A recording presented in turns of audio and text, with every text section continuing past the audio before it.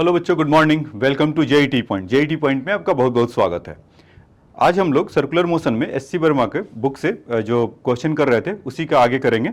हमने अब तक एससी वर्मा में सर्कुलर मोशन चैप्टर से 1 to 16 क्वेश्चन कर लिया था, 16 या 17 अभी देख लेंगे। अब इसके बाद से आगे का करेंगे। तो चलिए अब क्वेश्चन की तरफ चलते हैं। तो ये क्वेश्चन नंबर 1 2 3 4 5 6 7 8 9 10 11 12 13 14 मॉस्किटो वाला है। बॉब फाइंड द बॉब वाले जो क्वेश्चन दो थे लास्ट बार हमने किया था, और हाँ यहाँ से 17 से करना है बच्चों, ठीक है। मतलब इसके 1 to 16 इसके पिछले वाले लेक्चर में है, अब यहाँ से ये न्यू स्टार्ट हो रहा है। तो देखिए कह रहा है कि a person stand on A spring balance at the equator, ठीक है। तो इक्वेटर कैसा होता है बच्चों, आपको पता ही होगा। मतलब सर्कल के ऊपर जो हमारा अर्थ है, ऐसा ग्रेट सर्कल, मतलब या तो आप स्फेरिक कह दीजिए उसको, और यहाँ पर इक्वेटर है।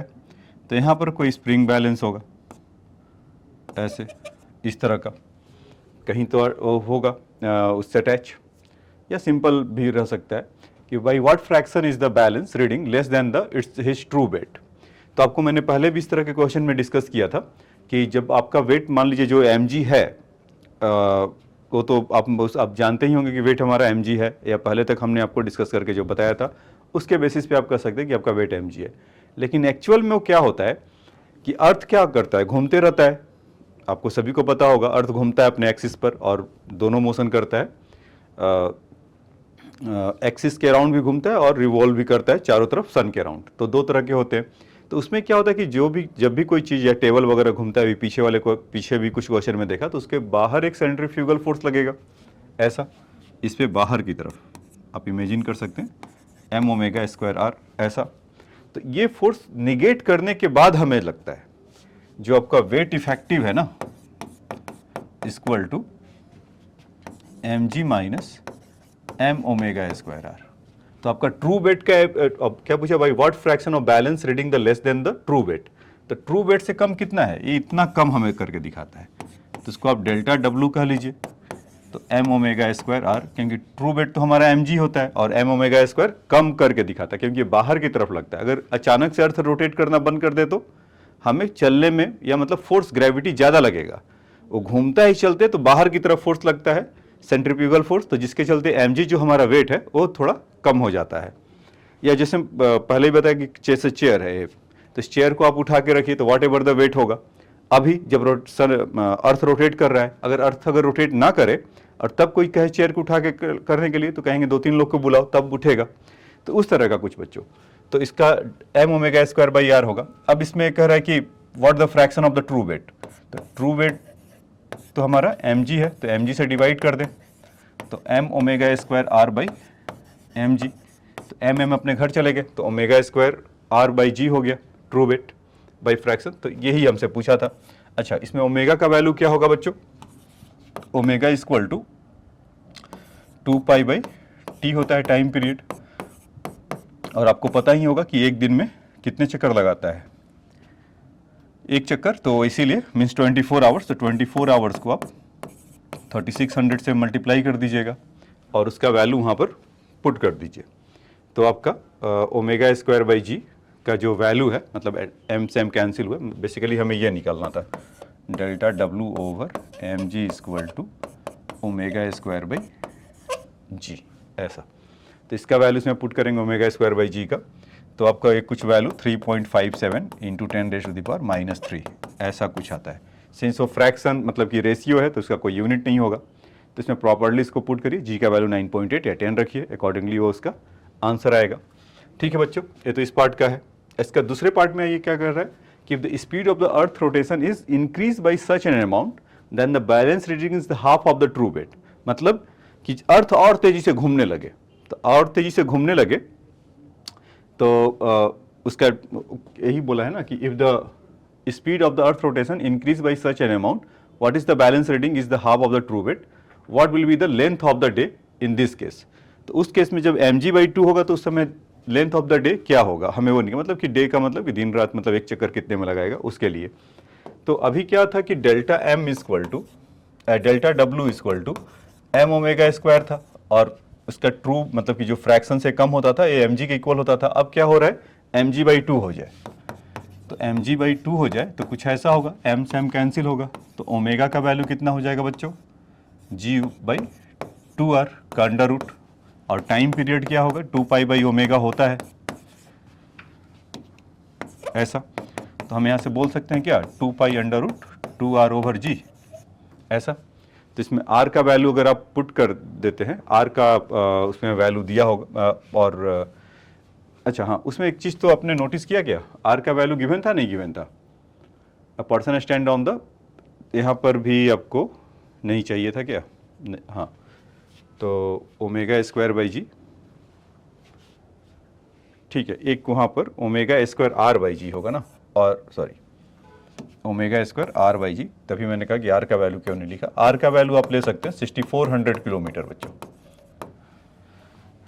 तो यहाँ पर भी आर का वैल्यू ये 6400 किलोमीटर, रेडियस ऑफ अर्थ कितना होता है 6400 किलोमीटर, इसको मीटर में चेंज करिएगा, और इसका जब वैल्यू आप पुट करेंगे तो कुछ 1 घंटा 1 आवर 58 मिनट, या नियरली आप उसको 2 आवर्स ले सकते हैं। तो कितना अच्छा होता है, एक लेक्चर मेरा लिया 2 घंटे का, दिन रात बराबर पूरा हो गया। तो आप घर वाले को बोल सकते हैं कि दिन रात पूरा पढ़ा आज 1 घंटे में, तो उस तरह का होगा। तो खैर लाइटर नोट पे था, तो ये समझ में आया बच्चों आपको 2 आवर्स एक क्वेश्चन का मतलब, a person stand on the spring balance at the equator, तो उस वाले क्वेश्चन का कैसे हम निकालेंगे। तो इसमें आपको सोचना ही था कि अर्थ रोटेट करता है, उसके चलते बाहर की तरफ फोर्स लगता है, और वहाँ से वो हम जो एम जी फिल करते हैं उसको कम कराता है। तो thanks to rotation about their axis हम आसानी से वॉक कर सकते हैं, या कोई चीज़ एक्सचेंज कर सकते हैं। एक्सचेंज कर सकते हैं मतलब कुछ उठा सकते हैं, किसी को दे सकते हैं, लेके जा सकते हैं, इस तरह का। ठीक है, इसको नोट डाउन कर लीजिए।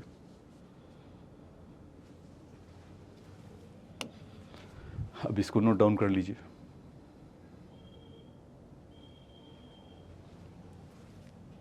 अब आ जाइए नेक्स्ट क्वेश्चन पे। कह रहा है कि turn of radius 20 metre is banked for a vehicle going at speed of 36 kilometre per hour if the coefficient of static friction between the road and the tire is 0.4, not 0.4. What are the possible speed of the vehicle so that the neither slip down nor skid up? ठीक है, तो ये ऐसा question है।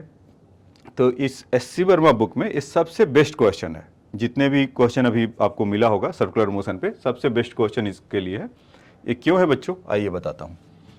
इसमें क्या है कि एक बैंक रोड अगर ऐसा बना ले, इस तरह का, थोड़ा ज़्यादा बड़ा है क्या, कम कर देते हैं, देखो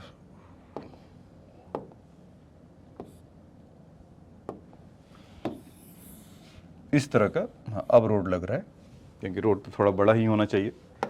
तो यहाँ पर सर ये है, तो ये आपको पहले बता रखा था कि मतलब कि पिछले लेक्चर में आपको बताया था कि अगर हम बैंक रोड को ही थोड़ा सा टिल्ट कर दें या रेस्ट प्लेटफॉर्म पे कर दें, तो वहाँ पर हम उसका स्पीड बढ़ा सकते हैं। मतलब अभी जो आप वहाँ पे लिखा रहता ना, जहाँ भी अगर शार्प टर्न होगा, देखते होंगे कृपया धीरे चलें, speed limit 30 kilometre per our, इस तरह का। तो जब इस तरह से जब रहेगा तो मतलब वहाँ पर क्या होगा कि एक्सीडेंट होने का चांस कम होगा, इसलिए लिखा रहता है। आप हाई स्पीड से जाएंगे तो स्किड होने का उसमें रहता है। तो इसमें कह रहा है कि टर्न ऑफ रेडियस 20 किलोमीटर, मतलब यहाँ से जहाँ भी वो जा रहा होगा कुछ 20 किलोमीटर मान लीजिए, 20 मीटर मान लीजिए, और 36 किलोमीटर पर आवर के स्पीड से the coefficient of static friction the road and tyre is 0.4। What are the possible speed of the vehicle so that it neither slip down nor skid up. देखो, अगर बहुत ज़्यादा speed से भागेगा, अगर आप बहुत ज़्यादा स्पीड से जाएंगे, जनरली होता है, तो आप बाहर की तरफ आप निकलेंगे, स्किड अप ऐसा होगा। आप करके कभी देखना, साइकिल चलाते हो और टर्न लीजिएगा, या व्हीकल में बैठे या कार बस कुछ में बैठे, जब 60 टर्न होता है तो आप टर्न की तरफ उधर चले जाते हैं ऐसा। तो एक तो वो है कि हाई स्पीड से जाएंगे, तो वो पूछ रहा है कि उसका लिमिट बताओ कितने हाई स्पीड से जाओगे। दूसरा बच्चों जो बोला है कि इज नाइदर स्लिप डाउन, तो स्लिप डाउन कब होगा, जब वो बहुत धीरे जाएगा, तो उसको चांसेस है कि नीचे की तरफ आने लगेगा। तो ये दो केसेस समझ में आया कि स्लिप अप कब होगा, जब बहुत ज्यादा स्पीड होगा, तब उस समय फ्रिक्शन नीचे की तरफ लग रहा होगा। इस केस में आप F1 ऐसे कह लीजिए, इसको समझना इंपॉर्टेंट है। जब आप बहुत कम स्पीड से चल रहे होंगे तो इसमें ये रहेगा डर कि आप नीचे की तरफ आ जाएंगे। ये कब होगा ऐसा? इससे रोलर कोस्टर टाइप का होगा, मतलब रोड पे तो बहुत आप बहुत कम देखेंगे कोई स्लाइड डाउन होकर गिर रहा है, ऐसा बहुत कम होने को देखने को मिलता है, लेकिन वो भी बैंकिंग ऑफ रोड वगैरह वगैरह सब लेकर, जैसे रोलर कोस्टर में है, या कोई जो साइकिलिस्ट है बहुत धीमे धीमे जा रहा है तो ऐसे पता चला गया पूरा टर्न नहीं लिया, वहीं से फॉल डाउन कर गया, एक ऐसा हो सकता है। या स्ट्रिंग आप ना देख लीजिए, एक कोई स्ट्रिंग है, बॉब है, और उसको आप रोटेट कर मतलब उसको रिवॉल्व करवाइए, तो क्या होगा कि अगर बहुत ज़्यादा स्पीड है तो टर्न करते रहेगा, एक ऐसा पॉइंट होगा उसको घुमाना फोर्स देना बंद कर दीजिए, तो 2 3 4 चक्कर के बाद फिर एक बार ऐसे जाएगा और बीच से फॉल डाउन कर जाएगा। तो वो सब तो उस तरह के सिचुएशन में कह रहा है कि वैसा ही कि फॉल डाउन हो रहा है, तब वो मिनिमम स्पीड कितना होगा कि वो फॉल डाउन ना करे। या मतलब जैसे कि डेथ ऑफ वेल वाला है, मोटरसाइकिलिस्ट है, तो बहुत हाई स्पीड से वो भागते हैं, तो जितना हाई स्पीड से भागते हैं तो उसको नॉर्मल फोर्स क्रिएट करता है, इसके चलते वो चिपके रहते हैं वो वेल के अंदर। लेकिन वो कम स्पीड से जाएंगे तो क्या होंगे, नीचे की तरफ गिर जाएंगे, फॉल डाउन कर जाएंगे। तो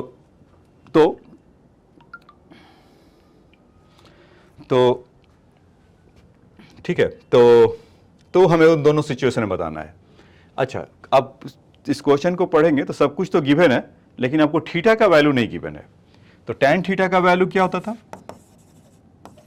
v²/rg, ये आपने देखा था बैंकिंग ऑफ रोड में कि इतना ऑप्टिमम स्पीड दो कि जिसके चलते वो गिरे नहीं। तो tan थीटा का वैल्यू नहीं है तो हम थीटा का वैल्यू निकाल सकते हैं। स्पीड क्या है बच्चों, इस 36 kilometre per our, 36 kilometre per our का मतलब कितना हो गया, ये 5/18, तो मतलब 10 मीटर पर सेकेंड ऐसा।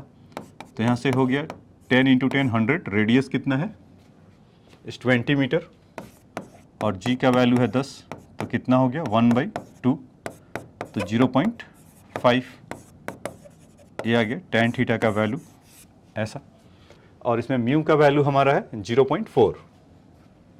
ठीक है, अब सोचो, अब मैं पूरा डिराइव करके तो नहीं जा रहा हूँ, आप पिछले वाले लेक्चर में जाइए, वहाँ पर पूरा डिटेल में आपको इसी पर बताया गया है, डिराइव कराया गया है।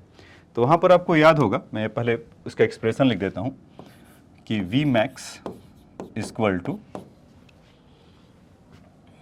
अच्छा, जब वो फ्लैटन रोड पे रहता था, वो फॉर्मूला पहले लिख देता हूँ, तब आपको थोड़ा तो समझ में आ जाएगा। फ्लैटन रोड है तो इस समय इसको ऑप्टिमम स्पीड बोला जाता है, V0 = μrg। और एक चीज़ और होता है बच्चों, अगर इस स्पीड से जाओगे तो बहुत कम घिसेगा आपका टायर, ऑप्टिमम स्पीड, इसीलिए बोला जाता है μ = rg। तो जैसे ही रेस्ट प्लेटफॉर्म किया तो इसमें क्या होगा, इसको ध्यान देना, rg तो एज इट इज रहेगा लेकिन म्यू बदल जाएगा। तो म्यू का वैल्यू यहाँ से tan थीटा माइनस म्यू, अच्छा मैक्सिमम बोला हूँ तो tan theta plus mu minus mu into tan theta ऐसा होगा। और यही चीज़ अगर मिनिमम के लिए अगर आपको देखना होगा, V मिनिमम = rg, और उसमें इसका वैल्यू कितना आया था 0.5। अभी बता दे रहा हूँ आपको कि मैंने ऐसा क्यों करके किया, 1 + म्यू tan थीटा ऐसा। तो आप देख रहे होंगे कि rg तो यहाँ पर है, म्यू का वैल्यू उसको बढ़ा घटा रहा है। तो अगर मैक्सिमम स्पीड हो रहा है तो एक टेक्निकली म्यू जो मल्टीप्लाई था rg के साथ, तो क्या हो रहा है, बढ़ जा रहा है tan थीटा प्लस म्यू, और 1 - म्यू tan थीटा, तो नीचे भी फ्रैक्शन हो रहा है, तो ओवरऑल इस क्वांटिटी को इंक्रीज कर रहा है। और सेम चीज़ यहाँ पर क्या हो रहा है, tan theta minus mu upon 1 + mu tan theta. अगर आप इससे देखेंगे इन दोनों फार्मूला को, तो आपको किसका रिमाइंडिंग करवाएगा, tan ऑफ a + b का। एग्जैक्टली वैसा भी होता है कि हम उसका बीच का जो नेट एंगल है आप उसमें भी कर सकते हैं, थीटा प्लस म्यू है और थीटा प्लस थीटा डैश या थीटा प्लस फाई होगा, तो म्यू का वैल्यू tan फाई, मतलब म्यू = tan फाई कब होता है बच्चों, जब एंगल ऑफ रिपोज होता है। आपको पता होगा कि एक ऐसा कि जहाँ पर वो स्लिपिंग ना हो, लेकिन उससे थोड़ा सा ज़्यादा है, या tan theta plus mu 1 - mu tan theta, tan theta minus mu क्यों ज़्यादा है, देखिए यहाँ से आप देखेंगे कि tan थीटा का वैल्यू कितना है 0.5, और म्यू का वैल्यू कितना है 0.4, म्यू का वैल्यू 0.4 है ना। तो ये वाला जो एंगल जिस पे बनना चाहिए था, तभी वो मतलब कि ये क्यों बोला है कि स्लिप क्यों करेगा, कि 0.4 मतलब tan, एक अदर एंगल सोच लो कि tan फाई का वैल्यू अगर 0.4 होता तब वो स्लिप डाउन नहीं करता, लेकिन अभी क्या है tan थीटा का वैल्यू 0.5 है, मतलब और tan क्या होता है, इंक्रीजिंग फंक्शन होता है, तो इसके चलते इसका ए एंगल वैल्यू मतलब थीटा का वैल्यू, मतलब फंक्शन से आप मैथ से अगर समझा रहा था कि थीटा का वैल्यू ज़्यादा होगा, तो थीटा का वैल्यू ज़्यादा होगा तो क्या होगा, स्लिप डाउन करने का चांसेस है ना, इसीलिए स्लिप डाउन की बातों किया हुआ है। तो यहाँ पर आपको दो स्पीड ऐसा मिलेगा, r g tan theta plus mu upon 1 minus mu tan theta, r g tan minus mu upon 1 plus mu tan theta. तो ये कॉन्सेप्ट आप बच्चों अच्छे से कर लीजिएगा। जिनको अगर डाउट है तो मैसेज करिए, मैं उनको बता दूंगा डिस्क्रिप्शन में भेजकर कि वो लिंक पर्टिकुलर वो आपको लेक्चर आपको वहाँ पर पहुँचाएगा, और एग्जैक्ट टाइमिंग भी आप जाकर बता दूंगा कि आप वहाँ पर उस पॉइंट पर इस लेक्चर में देखिए तो आपको मिल जाएगा। ठीक है, तो जिनको डाउट होगा वो अपना मैसेज करिए, उनके लिए है, और ये ऑप्टिमम स्पीड है।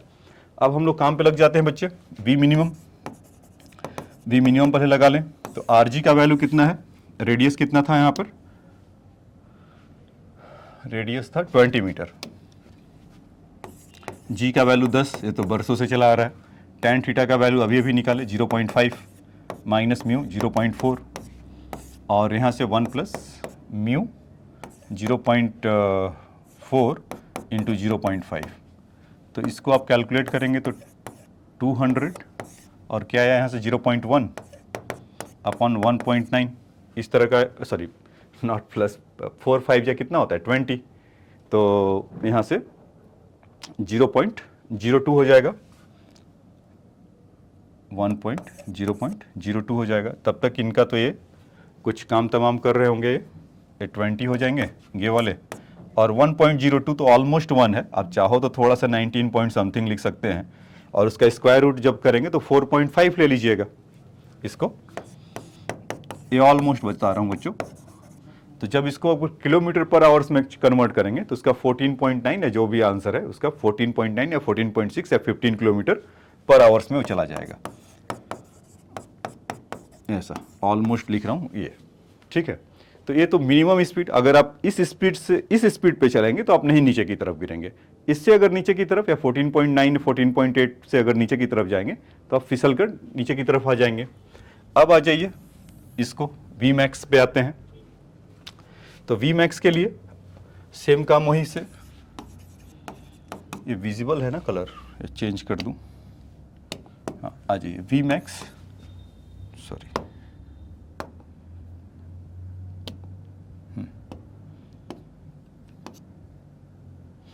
अच्छा आर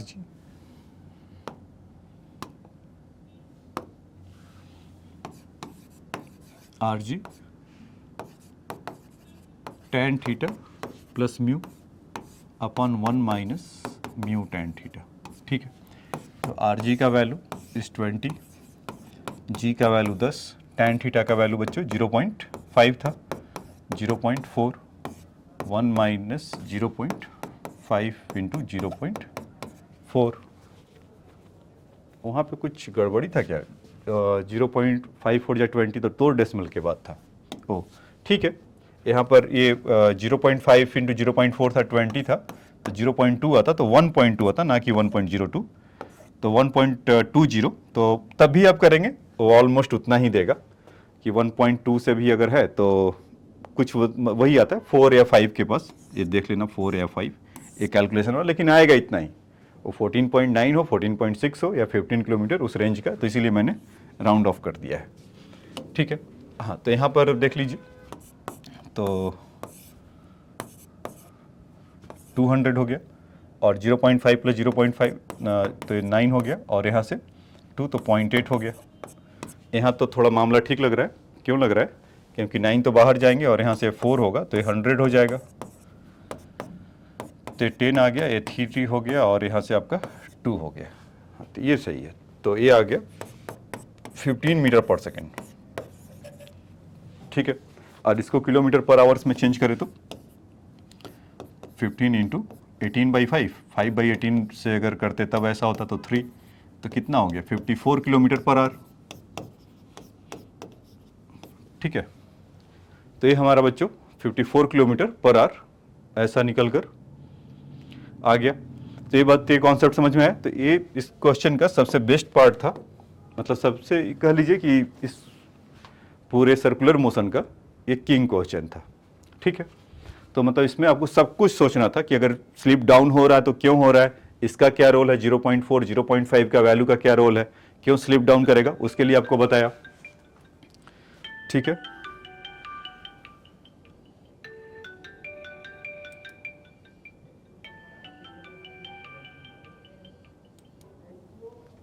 ठीक है बच्चों, तो रिकॉर्डिंग ऑन है। हाँ, तो ये क्वेश्चन मैं बार बार कह रहा हूं कि आपको ये सब कुछ सिखा कर देगा।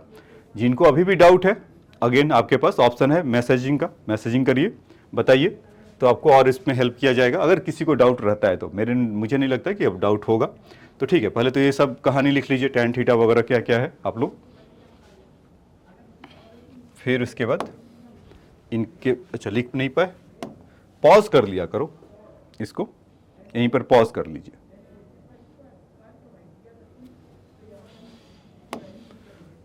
अब इसको पॉज करके आराम से लिख लीजिए, मिनिमम के लिए निकाला गया है।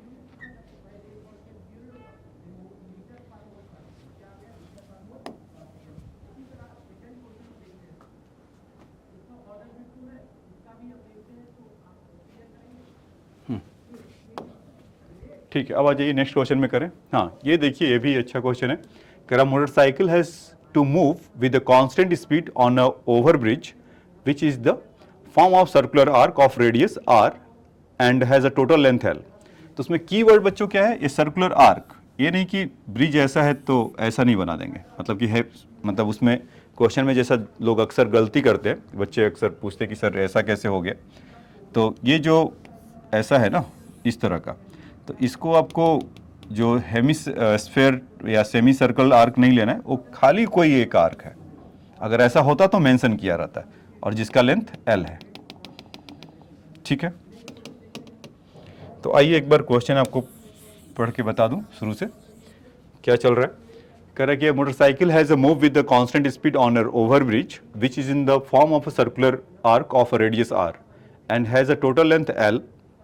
Suppose the motorcycle start from the highest point, what can its maximum velocity be, which the velocity with the road is not broken at the highest point। ठीक है, तो suppose the motorcycle started from the highest point, कि जिसके चलते हो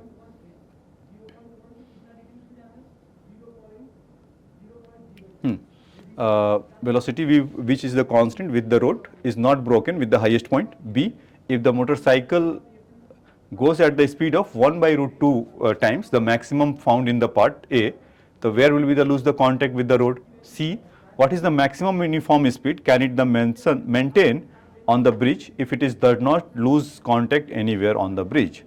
ठीक है बच्चों, तो पहले तो उसका जो पूछना चाह रहे हैं वो तो डिस्कवर कर लिया जाए। इस तरह का कुछ है, ऐसा ये दिख रहा है, थोड़ा और ऊपर होना चाहिए था क्या, चलो इसी से काम चला लो। ऐसा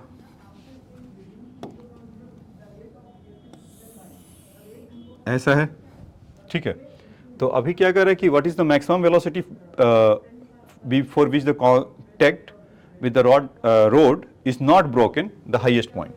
तो अभी देखिए कि ये जो स्पीड है इसका, तो हाईएस्ट पॉइंट पर सपोज मान लीजिए कि ये कुछ ऐसा है, v से चल रहा होगा, यही ना, और उनको या v वेलोसिटी से जा रहा होगा तो सेंट्रीफ्यूगल फोर्स मान लीजिए इधर की तरफ लगेगा, सर्कुलर आर्क में है, तो mv²/r यही होगा, और mg डाउनवर्ड होगा, यही होगा। तो mv²r और mg आपस में एक दूसरे को इक्वल करेंगे, तभी तो उसका नॉट ब्रोकन होगा हाईएस्ट पॉइंट पर। तो यहाँ से अगर mv²/r अगर करें इक्वल टू mg करें तो m से m कैंसिल होगा, तो v का वैल्यू कितना हो जाएगा बच्चों, rg अंडर रूट, ऐसा होगा। अब क्या कर रहा है कि कहीं पर इतना वेलोसिटी नहीं लिया, क्योंकि ये क्या था, इस मैक्सिमम वेलोसिटी था। अगर इससे आप 1/√2 टाइम्स लेंगे तो कहीं ना कहीं इधर जाकर फिसलेगा। मान लेते हैं कि इस एंगल यहाँ पर कहीं से वो ब्रेक डाउन कर रहा है। ये तो ये पार्ट का आंसर था बच्चों, ठीक है। तो कह रहा है कि उसका 1/√2 टाइम्स ले रहा है, तो यहाँ पर आप मान लीजिए कि बाहर की तरफ ऐसे लग रहा होगा, अगर फ्री बॉडी डायग्राम इसका बनाए mv' बाई r, ऐसा रेडियस तो उसका सेम ही होगा, सेंटर मान लीजिए कहीं यहाँ पर होगा तो यहाँ से वो थोड़ा मुझे उस तरह से टिल्ट करके बनाना चाहिए था। देखिए जैसे मान लीजिए कि ऐसा है और इसको ऐसा कर दें, मान लीजिए कि सेंटर कहीं यहाँ पर है, तो यहाँ से लेकर यहाँ तक ऐसा कुछ इसमें ले लेते हैं। ठीक है, देखो इसमें v equal to R g है, तो हाँ यहाँ पर कुछ जो बता रहा था मैं आपको कि कहीं यहाँ से होगा तो उसमें उसी के अलॉन्ग में सेंट्रीफ्यूगल फोर्स लगेगा एम वी डैश आर, ऐसा एम जी तो हमेशा नीचे की तरफ लगेगा। ठीक, तो यहाँ से थीटा होगा, तो ये वाला एंगल, ये वाला कंपोनेंट क्या होगा जो उसको बैलेंस कर रहा होगा, एम जी कॉस थीटा, यही ना। तो जस्ट ब्रोकन अगर होगा यहाँ से तो हम इसका इक्वेशन क्या लिख पाएंगे, मतलब n का वैल्यू तो 0 हो गया होगा उस केस में, तो m v dash by R equal to m ji cos theta. ठीक है, तो m से m तो चला गया और v डैश का वैल्यू क्या लेना है बच्चों, जितना आया था कितना v बाई रूट टू लेना था, उसका 1 बाई रूट टू टाइम्स लेना है। तो यहाँ से v डैश और v का वैल्यू आपका v बाई रूट टू मान लेते हैं, v बाई रूट टू का अच्छा स्क्वायर भी होगा ना, तो इसका स्क्वायर हो गया equal to g cos theta, ऐसा। तो स्पेस यहाँ पर है क्या, तो यहाँ पर अगर v का वैल्यू अगर हम यहाँ से ही ले लेते हैं, यहाँ वाला रख देते हैं कि आर जी हो गया, अंडर रूट का स्क्वायर करेंगे तो, और रूट टू का स्क्वायर करेंगे तो कितना हो जाएगा 2। यहाँ से यहाँ देखिए इस वाले इक्वेशन को ऐसा सॉल्व कर रहे हैं तो यहाँ से जी कॉस थीटा हो जाएगा, तो जी से जी कैंसिल हो जाएगा क्या, है ना, वहाँ से जी का वैल्यू कैंसिल हो जाएगा और इसको भी तो कैंसिल होना चाहिए था, m v square by R भी है ना नीचे आर, तो आर भी यहाँ से कैंसिल होगा, तो आर से आर कैंसिल हुआ, तो कॉस थीटा का वैल्यू यहाँ से क्या मिल गया, कॉस थीटा का वैल्यू 1 हो गया, सॉरी हाफ हो गया, तो थीटा का वैल्यू कितना आ गया बच्चों, पाई बाई 3 60 डिग्री, ऐसा होता है। तो हम आप कह सकते हैं यहाँ से कि थीटा का जो वैल्यू होगा ये वाला, कि अगर यहाँ से अगर लिखें ये थीटा है तो पूछा कि हाईएस्ट पॉइंट से कहाँ पर होगा, तो इस वाले आर्क का लेंथ बताना होगा हाईएस्ट पॉइंट से यहाँ पर थीटा, तो आप आर्क इक्वल टू अभी तो जानते ही होंगे, आर्क इक्वल टू क्या होता था, थीटा इंटू रेडियस, तो थीटा का तो आर्क इक्वल टू थीटा का वैल्यू कितना है, पाई बाई 3 ऐसा, और रेडियस हमारा आर है ही है, तो पाई आर बाई 3 वहाँ से आप बोल सकते हैं। ठीक है, तो पाई आर बाई 3 फ्रॉम द वहाँ पर, और टोटल आर्क का लेंथ एल है, तो ये तो इस पार्ट का आंसर था बच्चों कि वो आर्क मतलब कहाँ पर होगा, मतलब कि ये वाला, क्योंकि थीटा का वैल्यू पाई बाई 3 आया, यहाँ पर इसका जो कांटेक्ट है वो ब्रेक करेगा, और ये जो वैल्यू होगा आपका ये कुछ थीटा इंटू आर होगा, और थीटा का वैल्यू जहाँ पर था पाई बाई 3 था वो पुट कर दिया। अब वो पूछ रहा है कि maximum uniform speed can the maintain on the bridge if it is does not lose the contact anywhere of the bridge, मतलब वो कहीं पर ना करे, कि what is the maximum uniform speed क्या होगा कि वो कहीं पर ना करे, तो कहीं पर ना करे का ऐसा हम एक बार और बना लेते हैं, थोड़ा समझ लेते हैं उसको, कि इस तरह का ब्रिज होगा ऐसा। ठीक है, तो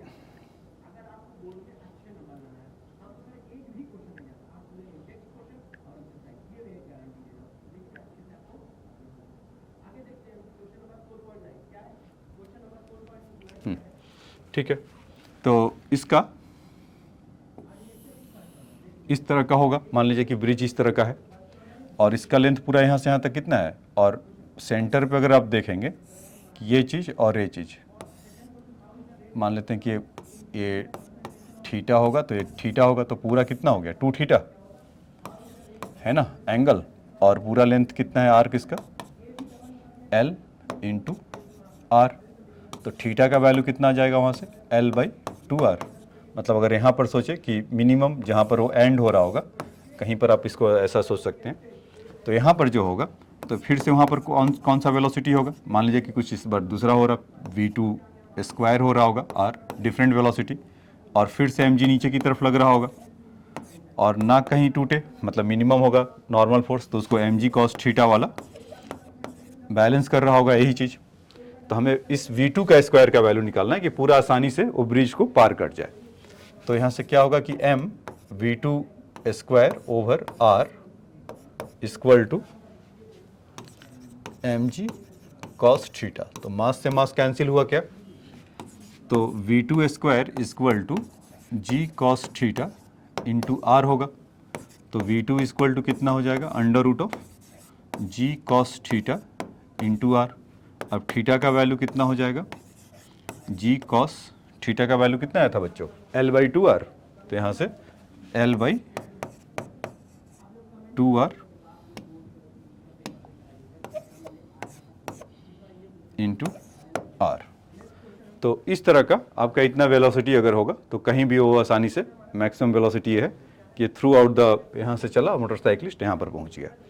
ठीक है बच्चों, तो ये भी S.C. वर्मा सर का एक मास्टरपीस क्रिएशन था कि यूनिफॉर्म स्पीड से can the maintain the bridge, it does not lose the contact anywhere on the bridge. ठीक है बच्चों,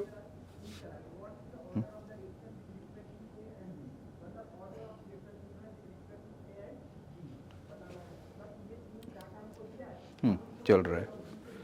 कभी कभी ऐसा लगता है कि रिकॉर्डिंग बंद हो गया तो आप लोग के लिए मुश्किल हो जाएगा, फिर बीच से ब्रेक डाउन हो जाएगा, तो ये चेक कर रहा था। ठीक है, तो अब आ जाइए नेक्स्ट क्वेश्चन पे। हाँ, इसको लिख नोट डाउन कर लीजिए आप लोग। ये पार्ट था और ये वाला जो आंसर है इसका बी पार्ट के लिए था।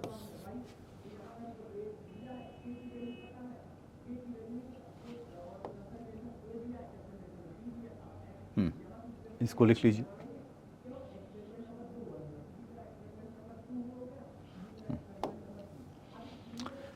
चलिए अब आ जाइए question number 20th। A car goes on the horizontal circular road of radius r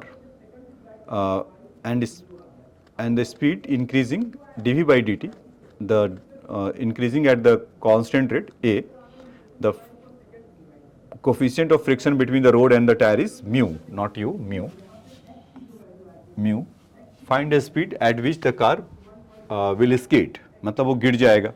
तो अभी गिर जाएगा तो इसका मतलब नेट एक्सेलरेशन इसका कितना होता है, मतलब नेट फोर्स कितना लग रहा होगा, ma, यही ना, F नेट। तो अगर कार अगर जा रहा है हॉरिजॉन्टल सर्कुलर रोड पे ऐसा, तो उसमें कौन फ्रिक्शन ही इसको रेस्क्यू करता है, नेट फोर्स टाइम ओमेगा ऐसा, मतलब एक ऐसा है। और साथ ही साथ क्या है, इसका dv बाई dt रेट से इंक्रीज कर रहा है बच्चों ऐसा कि कांस्टेंट रेट से a से इंक्रीज कर रहा है। तो ये वाला ये नहीं है, इसका वो फिर वो क्या होगा कि नॉन यूनिफॉर्म सर्कुलर मोशन बनेगा। मतलब F नेट जो है होगा वो कौन प्रोड्यूस कर रहा होगा, फ्रिक्शन, और फ्रिक्शन कितना होगा, म्यू mg ऐसा होगा। ठीक है, तो इसका जो एक्सेलरेशन निकल कर आएगा, नेट एक्सेलरेशन, तो यहाँ से कितना आ जाएगा, म्यू जी से जा रहा होगा। अच्छा, नॉन यूनिफॉर्म सर्कुलर मोशन होगा, मुझे कैसे पता चला कि नॉन यूनिफॉर्म सर्कुलर मोशन है, क्योंकि वो सर्कुलर रोड में तो गया, हॉरिजॉन्टल सर्कुलर रोड पे गया, लेकिन स्पीड उसका क्या हो रहा है, dv बाई dt से इंक्रीज कर रहा है, कांस्टेंट रेट a। तो मतलब उसका टेंजेंशियल एक्सेलरेशन यहाँ पर दे रखा है dv by dt which is a ऐसा।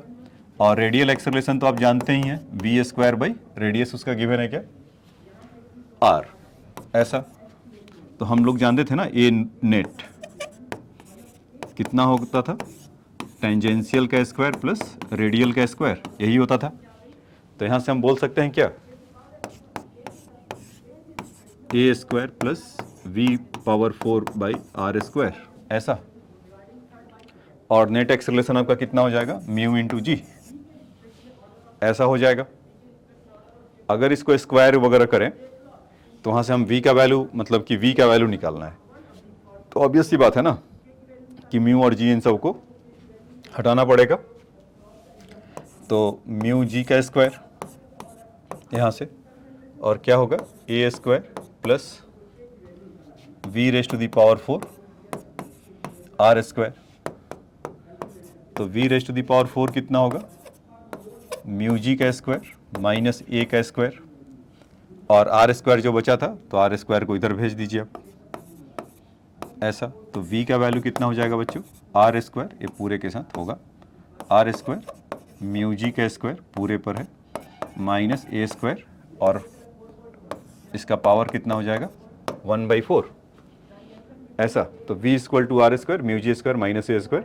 तो इस स्पीड से जाएगा तो पक्का वो स्किड कर जाएगा, ठीक है, क्योंकि उसका मैक्सिमम वैल्यू म्यू जी के इक्वल टू से किया गया है, या इससे थोड़ा भी बढ़ेगा या इससे भी जाएगा तो कर जाएगा, ठीक है। वो तो बात बताने कहने के लिए, क्योंकि जब आप प्रैक्टिकल जब आप करते हैं या जब आप बाइक वगैरह कार वगैरह चलाते हैं तो आपको ध्यान थोड़ी रहता है इतना।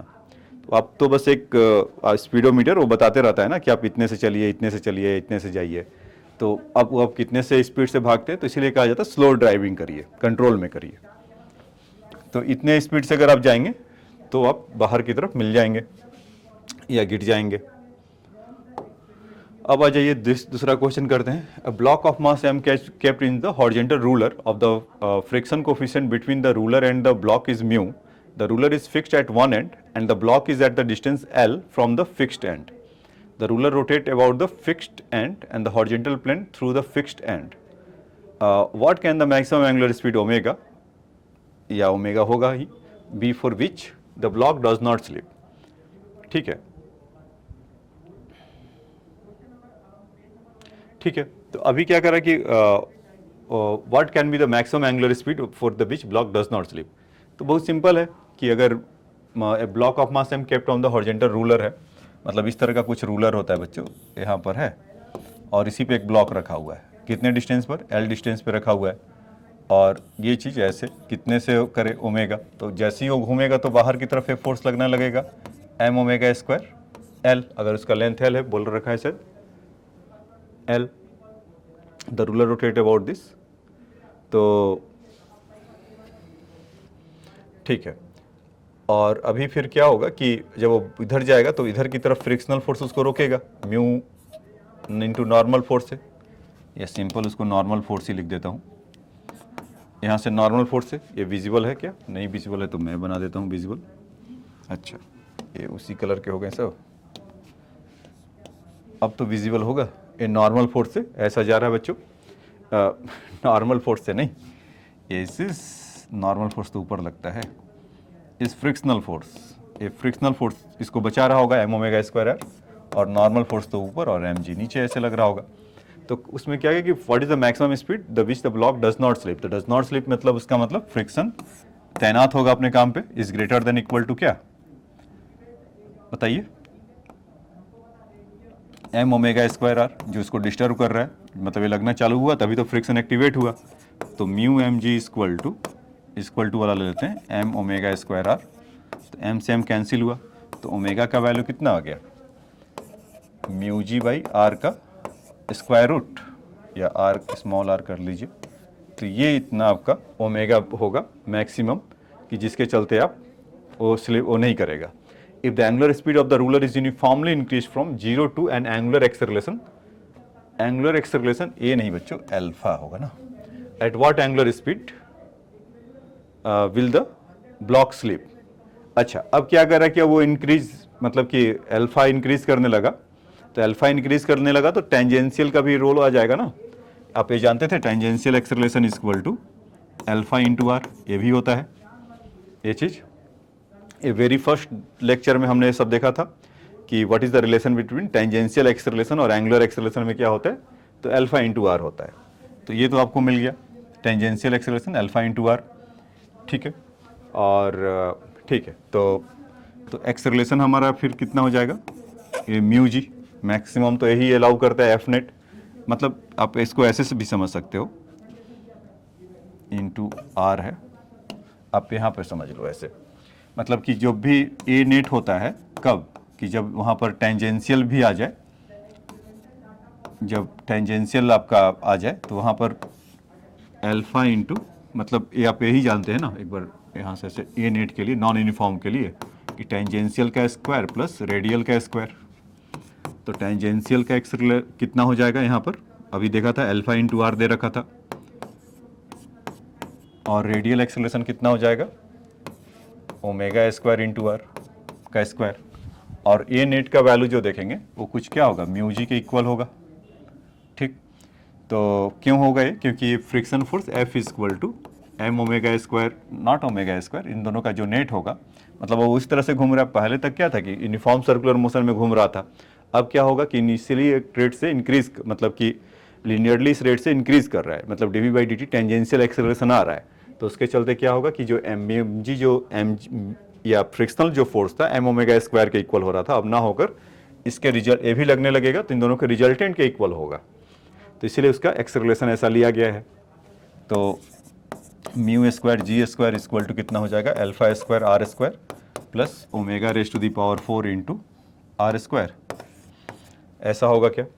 तो यहाँ से जब ओमेगा का वैल्यू निकालेंगे, वही वो पूछा था कि ओमेगा का वैल्यू बताइए, तो यहाँ से कितना हो जाएगा, म्यू स्क्वायर जी square upon R square minus alpha square, ये omega raise to the power 4 है। देखो तो बच्चों समझो जरा इसको, म्यू स्क्वायर जी स्क्वायर है, अल्फा स्क्वायर आर स्क्वायर इधर हो जाएगा निगेटिव, और आर स्क्वायर को जब डिवाइड करेंगे तो आर स्क्वायर यहाँ से जाएगा, लेकिन यहाँ पर एक डिवीजन छोड़ते हुए जाएगा। अब इसका पावर कितना है 4, तो इसका कितना हो जाएगा, पावर 1/4 है ना। तो उस पार्ट का मतलब रूलर को इस स्पीड से करेंगे तो वो क्या पूछा है कि स्लिप कर जाएगा या नहीं करेगा।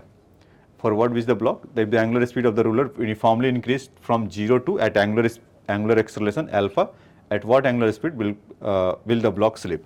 तो ठीक है, अगर इस स्पीड से करेंगे तो स्लिप कर जाएगा। तो ये बात समझ में आया कि आपको, अगर आया तो फटाफट लिख लीजिए।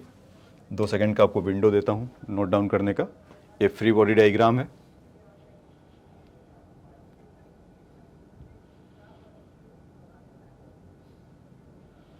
वहाँ पर एक चीज़ और हो सकता है कि जैसे कि मैंने आर के टर्म में लिख दिया है, तो आर यहाँ पर कितने में, एल में है ना।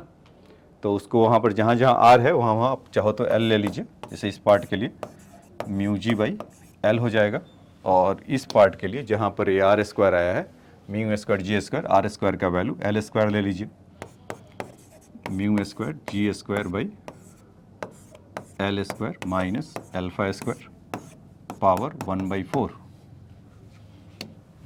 अब इसको नोट डाउन कर लीजिए।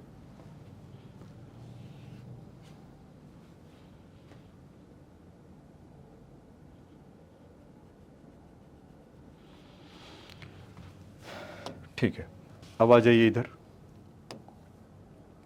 हाँ, ये देखिए साइक्लिस्ट वाला कि track consist of the 2 circular part A B C C D E. Clearly आपको दिख रहा है ए बी सी और C D E of radius 100 meter are joined smoothly as shown in a figure this.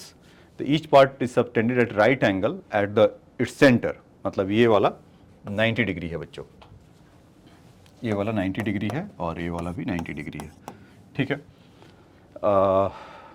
each part subtended at right angle at center. A cycle weighing 100 kg together with the rider travel at a constant speed of 18 km/h on the track. Find normal contact force by the road on the cycle when it is at A, at B and D. Find the force of friction exerted by the track on the tire when the cycle at B, C, D. Find the normal force between the road and the cycle just before and just after the cycle crosses C. And what should be the minimum friction coefficient between the road and the tire which will ensure that the cyclist can move with the constant speed. ठीक है बच्चों, तो ये सब बातें हमें, और जी का वैल्यू 10 लेना है। तो फर्स्ट पार्ट में कह रहा है कि find the normal contact force by on the cycle when the B and D. तो अब इसके लिए देखिए कि बी पर जब यहाँ पर होगा नॉर्मल फोर्स क्या लग रहा होगा साइकिल के साथ, तो नॉर्मल फोर्स तो ऊपर की तरफ लग रहा होगा, कॉन्टैक्ट तो ही हो रहा होगा, और उसका नीचे की तरफ एम जी लग रहा होगा, जितना भी उसका मास होगा साइकिलिस्ट और साइकिल और उसके चलते। तो अब इसमें अब वो मूव भी कर रहा है, तो जब भी इस तरह का सिचुएशन होता है तो आप जानते हैं ना कि नेट फोर्स क्या होता है, m v square by r centripetal force. तो एन माइनस एम जी में कौन ज़्यादा होगा, अभी नेट फोर्स कहाँ पर होगा, जहाँ पर सेंटर होगा, जिसकी तरफ मतलब नेट फोर्स इधर की तरफ लग रहा होगा, तभी तो उसके साथ चिपका होगा। या वैसे भी आप जानते रहिए कि जिधर आर के लिए मतलब जिधर सेंटर होता है उधर ही नेट फोर्स लगता है।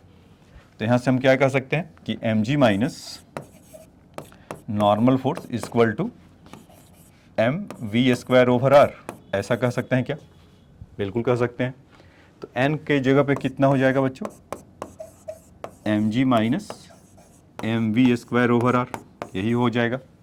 अब सब कुछ हमें पता है, ये ए पार्ट का कर रहे हैं और एक कहाँ का है जब हम बी के लिए डिस्कस कर रहे हैं। तो एन बी है ना, हाँ ठीक है, इसके लिए हम बी इसका नॉर्मल फोर्स कर देते हैं। तो एम जी का वैल्यू कितना है, अगर 100 kg है तो एम जी विल बी 1000 हो जाएंगे ऐसा। मास 100 है, velocity is 18 kilometre per our. 18 kilometre per our को यहीं पे लिख देता हूँ 5/18, तो ये तो आपका आ गया 5 मीटर पर सेकेंड। तो 5 का स्क्वायर इज 25 और रेडियस कितना है आपका 100, तो 100 गए, तो 1000 माइनस 25 कितना हो गया 975 ऐसा यहाँ से। तो एन बी कितना आ गया 975 आ गया। अब सेम अगर ये काम अगर यहाँ पर करना हो तो फ्री बॉडी डायग्राम तो सेम ही रहेगा ना बच्चों, यहाँ से ये वाला जो नॉर्मल फोर्स है ऊपर की तरफ ही रहेगा और एम जी नीचे की तरफ होगा। लेकिन अब तक ये मामला इसमें बदल जाएगा, क्यों? क्योंकि इस पर नॉर्मल फोर्स किधर है, सेंटर की तरफ है, तो नेट फोर्स क्या लिखेंगे एन माइनस एम जी। ठीक है, तो ये बात समझ में आया कि जिधर आर्क होगा उधर ही नेट फोर्स लगता है। तो यहाँ से n minus M g equal to m v square by r, या उसका डी पॉइंट था तो इसको एन डी कर देते हैं, तो m v square by r plus m g, या तो इसको पूरा उसमें लिखिए कि आपको सेंस बनाएगा, m g plus m v square by r ऐसा। तो एम जी का वैल्यू कितना हो गया बच्चों 1000, और एम वी स्क्वायर आर का वैल्यू अभी भी देखा था 25 आया था, और नहीं है तो आप ऐसे कर दीजिए 100, और वी स्क्वायर का वैल्यू 5 स्क्वायर, तो अब तो आ गया 1025 न्यूटन ऐसा। ठीक है, तो एक चीज़ आपने नोटिस किया होगा कि जब वो आर्क की तरफ गया जो इस तरह से था, जो अभी इस तरह से के लिए था ऐसा, तो वहाँ पर नॉर्मल फोर्स बढ़ जा रहा है, और यहाँ पर इस तरह से है उसका नॉर्मल फोर्स 975 है। तो अब आप इमेजिन करिए कि जब आप रोड पे जब चलते हैं तो कुछ इस तरह का बम्पर लगा रहता है, मतलब कि कहीं कहीं देखते हैं ना इस तरह का है रोड पर, स्पीड ब्रेकर टाइप का है, तो अब थोड़ा भी स्पीड रहते तो आपका जो व्हीकल है उछल जाता है। क्यों उछल जाता है, मतलब कॉन्टैक्ट ब्रेक हो जाता है। कुछ भी स्पीड से जाएंगे तो नॉर्मल फोर्स यहाँ से क्या हो जा रहा है, कम हो जा रहा है। तो और उस स्पीड में अगर आप जा रहे हैं यहाँ से, जब इस तरह का इस मोड में रहता है, तो आजकल आप देखते हो कि जो अंडरपास होता है तो अब इस तरह का आर्क नीचे की तरफ होता है। तो आप कभी फील करिएगा कि जब आप, या जो ड्राइवर होगा वही बता सकता है, आप अगर ड्राइव कर रहे होंगे तो आप उसमें फील करेंगे कि आपका जो व्हीकल एकदम पूरा कांटेक्ट होगा उसका ज़बरदस्त, मतलब कि आर्क इस तरह का नीचे की तरफ है। क्यों ऐसा होता है, क्योंकि उसमें जितने स्पीड से आप जाएंगे नॉर्मल फोर्स उतना बढ़ते जाएगा। ये देखिए, इसीलिए जानबूझ के लिखा था इसको कि what ever the normal force at when the this type of thing, आप जिस स्पीड से जाएंगे, आप साइकिल भी आप करके देखना किस तरह का रहता है, तो आप कितने स्पीड में जाएंगे तो आपका जो, आप उस समय स्टेबल रहेंगे। हाँ, ये अलग बात है कि जब आप इधर कहीं पकड़ेंगे, जैसे मान लीजिए कि यहाँ पर आपको परेशानी हो सकता है और यहाँ पर परेशानी हो सकता है, लेकिन इस पे जब होंगे तो आप फील करेंगे कि आपका जो व्हीकल है, साइकिल है, जो भी है, तो वो उसका कांटेक्ट बहुत ज़बरदस्त होगा और स्टेबल होगा, इसमें बहुत कम होगा चांस आपको गिरने का। ठीक है, तो क्योंकि उसका नॉर्मल फोर्स बढ़ जाता है। तो ये तो इस पार्ट का आंसर था बच्चों, ए पार्ट का, कि ये पूछे थे कि बताइए कि इसका एम जी और मतलब नॉर्मल फोर्स क्या क्या होगा। अब देखिए उसका दूसरा पार्ट क्या कह रहे हैं कि find the force of friction exerted on the track on the tyre when the cycle at B C D, जो अभी डिस्कस किया था बी और डी पर। तो आप इस पर आप देख रहे होंगे जब हाईएस्ट पॉइंट पर होगा यहाँ पर, तो एन और एम जी एक दूसरे को बैलेंस कर रहे होंगे। ठीक है, और एम वी स्क्वायर मतलब या नेट फोर्स जो m v square by are होगा, इन दोनों के फोर्स का इक्वल है, और कोई फोर्स लग नहीं रहा होगा, मतलब नॉर्मल फोर्स और एम जी सब बैलेंस है, तो फ्रिक्शन फोर्स यहाँ पर होगा ही नहीं। ठीक है, क्योंकि कोई फोर्स ही नहीं। फ्रिक्शन फोर्स कैसा होता है, जब उसके अगेंस्ट में कोई काम करता है तब वो रेस्क्यू करने आता है ना, तो यहाँ पर उसके लिए कोई फोर्स, फ्रिक्शन फोर्स ही नहीं है। तो आप कह सकते हैं कि बी और डी पार्ट पर उसका जो फ्रिक्शनल फोर्स होगा एट पार्ट बी में,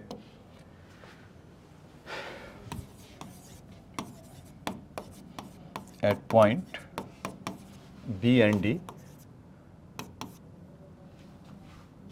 डी फ्रिक्शन विल बी 0। हाँ, अब लेकिन जैसे ही अगर बी और डी के, मतलब यहाँ पर मान लीजिए बी है एकदम हाईएस्ट पॉइंट पर, यहाँ पर फ्रिक्शन 0 होगा, लेकिन यहाँ पर होगा तुरंत एक्टिवेट हो जाएगा, क्योंकि इसका नॉर्मल फोर्स का, जैसे कि एम जी जैसे अभी ऐसे मिल रहा है ना, और तो इसका ये नॉर्मल फोर्स फिर इधर लगेगा, तो इसका एम जी कॉस थीटा ऐसे लगने लगेगा, तो फिर यहाँ पर नॉर्मल फोर्स लगने लगेगा और फ्रिक्शन फोर्स आपका मिलने लगेगा। ठीक है, लेकिन यहाँ पर हाईएस्ट पॉइंट पर या जो इसका जो लोएस्ट पॉइंट होगा यहाँ पर नॉर्मल और एम एक दूसरे को बैलेंस कर रहे होंगे। मतलब नॉर्मल का ये वाला जो कंपोनेंट है एम जी कॉस थीटा और फिर उधर से m v square by r कुछ उसमें लगेगा, तो उसके चलते फिर वहाँ पर आपको मतलब फ्रिक्शन के लिए रेस्क्यू करने आएगा m v square by r, जैसे भी इसको लगाना है एम जी साइन थीटा का।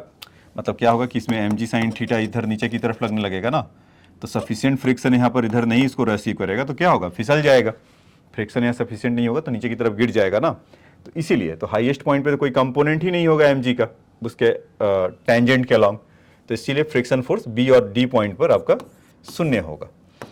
अब इंटरेस्टिंग पॉइंट क्या है कि कहे कि ठीक है वहाँ तो नहीं गिरेगा, यहाँ पर क्या होगा जहाँ उनका पॉइंट ऑफ इंटरसेक्शन यहाँ पर है, जैसे बी था सी पर क्या होगा, तो हाँ सी पर लगेगा, बिल्कुल लगेगा। सी पर क्या होगा बच्चों कि यही वाला फ्री डायग्राम आप यहाँ बना लीजिए एम जी के नीचे की तरफ, ठीक। नॉर्मल फोर्स मतलब एम जी कॉस थीटा का ऐसा होगा और नॉर्मल फोर्स ऐसे लग रहा होगा। अच्छा उसमें क्या बताया था, 90 डिग्री पर है ये वाला, तो इसका हाफ कितना हो जाएगा बच्चों, ये 45 डिग्री होगा ना, ठीक है एकदम मतलब वहाँ पर है जहाँ से सी ओ जा रहा है नीचे की, मतलब कि सेंटर मतलब चेंज हो रहा होगा दूसरे आर्क में जा रहा होगा तब के लिए, और बिफोर द उस पॉइंट के लिए तो एग्जैक्टली 45 डिग्री होगा। तो एम जी का ये वाला कंपोनेंट एम जी कॉस थीटा और यहाँ से एम जी साइन थीटा, तो अभी इसको फ्रिक्शन फोर्स तो यही आएगा जो मैं बता रहा था वहाँ से अभी, तो फ्रिक्शनल फोर्स इक्वल टू क्या होगा m g sine theta. Mu वगैरह का वैल्यू दिया नहीं है, चाहिए भी नहीं क्योंकि हमें रेडीमेड वैल्यू ही पता है। एम जी का वैल्यू कितना है बच्चों 1000, ठीक, और साइन थीटा का वैल्यू साइन 45, क्यों, क्योंकि वहाँ पर इस तरह का वो बता रखा था कि ये सबटेंडेड 90 डिग्री था, इसीलिए वो डेटा गिवन था। तो यहाँ से कितना हो जाएगा 1000 और साइन 45 इज 1/√2, तो इसका वैल्यू जब निकालेंगे तो कितना आ जाएगा 707 न्यूटन। तो friction at the C part is the 707 newton. 1/√2 का रेडीमेड वैल्यू होता है 0.707, 0.707 into 1000 it become the 707 newton. ठीक है बच्चों, तो ये तो इस पार्ट के लिए था, तो बी सी डी के लिए हमने यहाँ से पर देख लिया। अब देखिए इसका नेक्स्ट पार्ट, अब इसका नेक्स्ट पार्ट देखिए, इसमें क्या कह रहे हैं बी, ये सी पार्ट था बच्चों, लगता है कि missing. Find the normal force between the road and that cycle just before and just after the cycle cross is the C, ये आपका सी पार्ट था। And what should be the minimum, ये आपका डी पार्ट था। लगता है कि उन्होंने मिस कर दिया है टाइपिस्ट ने, कि find the normal force between the road and the cycle just before and just after the cross. तो ठीक है, इसके लिए मैं आपको अच्छा यहीं पर आप देख लो चाहो तो, या चलो नहीं तो मेसी हो जाएगा, यहाँ पर बनाया गया है क्या, हाँ ये तो बनाया ही हुआ है। ठीक है, अब इसके लिए देखिए जैसे कि इस तरह का है ना, मान लीजिए कि यहाँ पर सी पे जस्ट बिफोर और जस्ट आफ्टर है, तो इसका एम जी नीचे की तरफ लग रहा था, ठीक है, और इधर से एम जी कॉस थीटा, नॉर्मल फोर्स ऐसे लग रहा था, और एम जी साइन थीटा इधर की तरफ लग रहा था, फ्रिक्शन फोर्स इधर लग रहा था, यही। तो यहाँ पर क्या होगा कि नॉर्मल फोर्स पूछ रहा है, तो उस केस में क्या होगा एम जी कॉस थीटा होगा, ठीक, और यही तो नहीं होगा नॉर्मल फोर्स, क्योंकि normal force m g minus cos theta, net force क्या होगा m v square by r. तो देखो ये जस्ट ये सी से बिफोर होगा, मतलब सी से ठीक ऊपर होगा, कहीं यहाँ पर जब होगा ये, मतलब ये पॉइंट सी है ठीक यहाँ पर होगा, तो इसका अगर आप इंटर रेडियस कहीं देखेंगे तो इधर होगा, तो आर्क इसका यहाँ अंदर की तरफ आ जाएगा, कहीं सेंटर यहाँ पर है, तो सी का यहाँ पर जो नॉर्मल वैल्यू होगा बिफोर द सी, मतलब यहाँ पे लिख देते हैं बिफोर सी पॉइंट, तो normal force minus M G cos theta या एम जी cos theta minus normal force, ये सोच के बताओ। जिनका जिनका आ गया हो अपना टाइप करके बता सकते हैं, मैं रुका हुआ हूं यहाँ पे, टाइप कर लिया बच्चों। देखो इसके लिए क्या होगा कि एम जी कॉस थीटा माइनस एन, क्यों, क्योंकि एम जी वाला ये जो आर्क है, मतलब कि एम जी कॉस थीटा आर्क की तरफ है उसमें, तो इसलिए क्या होगा m g minus cos theta, m ji cos theta minus normal force equal to m v square by r. तो नॉर्मल फोर्स कितना हो जाएगा यहाँ से m ji cos theta minus m v square by r, और अभी अभी पिछले पार्ट में देखा था mg cos थीटा का वैल्यू कितना था 707 माइनस m v square by r इस 25 इसका वैल्यू था। तो 707 माइनस 25 अगर करेंगे तो 682 आ जाएगा, है ना, 682 न्यूटन। ठीक है, ये तो जस्ट बिफोर था, जस्ट बिफोर था। Just after the point C,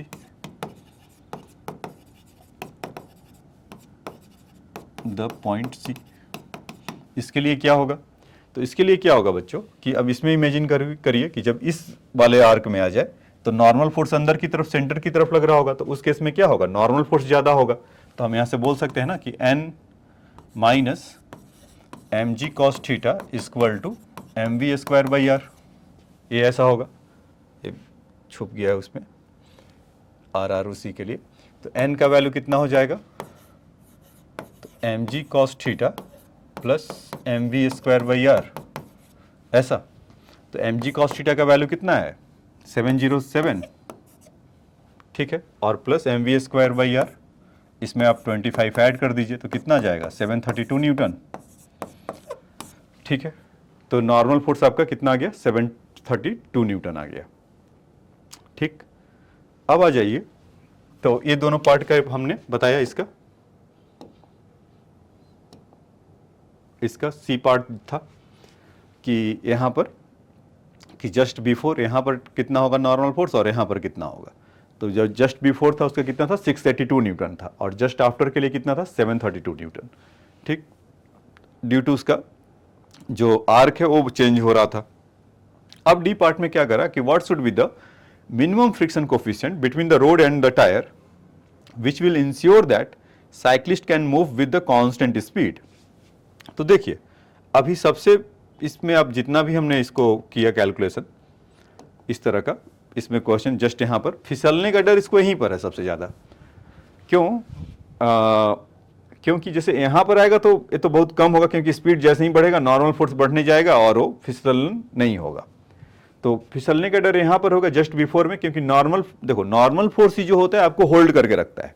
normal force का जीरो मतलब कॉन्टैक्ट खत्म, आपका मतलब आप गिर जाएंगे, फिसल जाएंगे, स्कीड कर जाएंगे वगैरह वगैरह।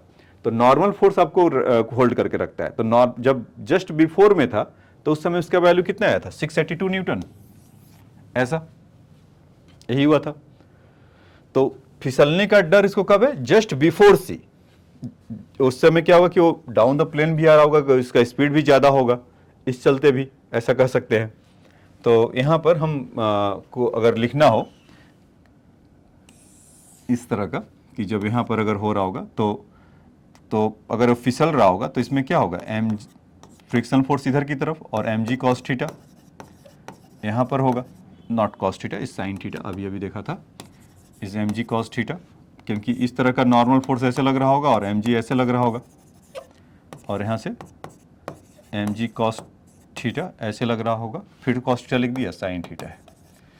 तो फ्रिक्शनल फोर्स इक्वल टू क्या होगा बच्चों? यहाँ से एम जी कॉस साइन थीटा के मस्ट भी इक्वल होगा। और फ्रिक्शनल फोर्स क्या होता है? म्यू इंटू नॉर्मल फोर्स होता है, ऐसा, कॉस के साथ साइन थीटा बच्चों। ठीक है, म्यू। अब यहाँ पर नॉर्मल फोर्स उस समय कितना है बच्चों? यहाँ पर तो ये नॉर्मल फोर्स एम जी कॉस थीटा से मत कैलकुलेट करना यहाँ पर, नहीं तो फिर क्या टैन थीटा हो गया। अभी हमने देखा था ना जस्ट बिफोर, आपको बताया था कि नॉर्मल फोर्स वहां पर कम था, नॉर्मल फोर्स का वैल्यू कितना था? इस 682, और ये नहीं कर देना कि n equal to m ji cos theta, नहीं तो फिर वो वहां से म्यू का वैल्यू टैन थीटा आ जाएगा, जो कि 45 डिग्री और 1/√2 0.707 होगा। तो वो आपका आंसर गलत होगा। क्यों? क्योंकि इसके जस्ट बिफोर है, तो उस समय हमने सी पार्ट में ही कैलकुलेट किया था ना कि जस्ट बिफोर के लिए नॉर्मल फोर्स कितना था? 682 न्यूटन था। तो नॉर्मल फोर्स 682 न्यूटन हो जाएगा और एम जी कॉस थीटा 707, तो म्यू का वैल्यू कितना हो जाएगा? 707/682। तो इसका वैल्यू कितना हो जाएगा? 1.03 कुछ इस तरह का आता है, 0.38 0.37, चेक कर लीजिएगा। तो ये इसमें ये कॉन्सेप्ट लगेगा बच्चों। तो ये बात समझ में आया आप लोगों को कि क्या था ये? ठीक है, अगर आया तो अच्छी बात है। हाँ, अब आ जाइए नेक्स्ट क्वेश्चन में चलते हैं। Correct. In children park, a heavy rod is pivoted at the center, and it is the made the rotate about the pivot on the pivot so that the rod always remain horizontal. दो बच्चे हैं और इस तरह से ऐसे ऐसे गोल घूम रहे होंगे ओमेगा से, और देखिए two kids hold the rod near the end thus rotate with the rod. Let the mass of the each kid be 15 kg. 15 kg के हैं छोटे छोटे बच्चे. Distance between the points of the rod where the two kids hold it be 3 meter, and suppose that the let the mass of the each kid is this, the between distance between the points of the rod where the two kids, मतलब इन दोनों के बीच का distance दे रखा है बच्चों. तो 3 metre, तो यहाँ पर ये कितना हो जाएंगे 3/2 मीटर के हो जाएंगे एक तरफ से, मतलब सेंटर से अगर देखेंगे तो ठीक है. तो कह रहा 3 meter, and suppose the rod rotates at the rate of 20 revolution per minute. 20 revolution per minute. Find the force of friction exerted by the rod on the one of the kid. ठीक है, तो अगर 20 revolution पर second से कर रहा है तो इसका फ्रीक्वेंसी गिवन है, तो 20/60, तो 1/3 RPS हो जाएगा क्या, रिवोल्यूशन पर सेकेंड. तो ओमेगा कितना होता है 2πf, तो कितना हो जाएगा 2π/3 रैड पर सेकेंड. ऐसा ये हो जाएगा ओमेगा का वैल्यू. अब फ्रिक्शन कैसे कर रहा होगा कि अब जब वो घूम रहे होंगे तो सेंट्रीपिटल फोर्स इनको हवा में या बाहर की तरफ करेगा, m ओमेगा स्क्वायर r, यही होगा सेंट्रीपिटल फोर्स. सेंट्रीफ्यूगल फोर्स बाहर की तरफ लग रहा होगा, और फ्रिक्शन फोर्स इसको जहाँ से होल्ड कर रखे होंगे वो फ्रिक्शन अपना रेस्क्यू कर रहा होगा इधर से, जितना उसका मास होगा नीचे की तरफ ही ये झूल रहा है, तो mg, और नॉर्मल फोर्स इधर ऐसे लग रहा होगा. तो यहाँ से हम बोल सकते हैं क्या कि frictional force must be equal to m omega square r, और इस केस में उसका वैल्यू 3/2 है तो 3/2 रख देते हैं. फ्रिक्शनल फोर्स क्या होगा, वो हवा में मतलब कि नॉर्मल फोर्स जहाँ से हाथ से कांटेक्ट कर रखा होगा n ऊपर और mg नीचे, तो mg का वैल्यू यहाँ से ऐसा आ जाएगा, तो m ओमेगा स्क्वायर इंटू 3/2, तो m से m कैंसिल हुआ क्या, बिल्कुल हुआ. तो वहाँ से ओमेगा का वैल्यू कितना आ जाएगा, म्यू का वैल्यू बताया है क्या, find the force of the friction exerted. अच्छा, find the force of the friction ही बताना था, तब तो और आसान है, तो हमें खाली इतने का वैल्यू बताना है. चलो हमने एक्स्ट्रा और एक काम करके उसको बता देते हैं कि हमें म्यू का भी वैल्यू अगर बताना था तब भी हम उसको बता सकते सॉरी. तो ठीक है, तो फ्रिक्शन फोर्स पे हमें काम करना. मास उसका 15 kg गिवन है, तो जाने दो, इसी का रेडीमेड वैल्यू निकाल लेते हैं तब. और अभी अब लिख दिया है तो उसको भी निकाल ही दूंगा, तो आपको दोनों चीज़ मिल जाएगा. तो m का value is 15 kg, omega is that much 2π/3 का स्क्वायर, तो 4/9 पाई स्क्वायर हो जाएगा, और इसका 3/2.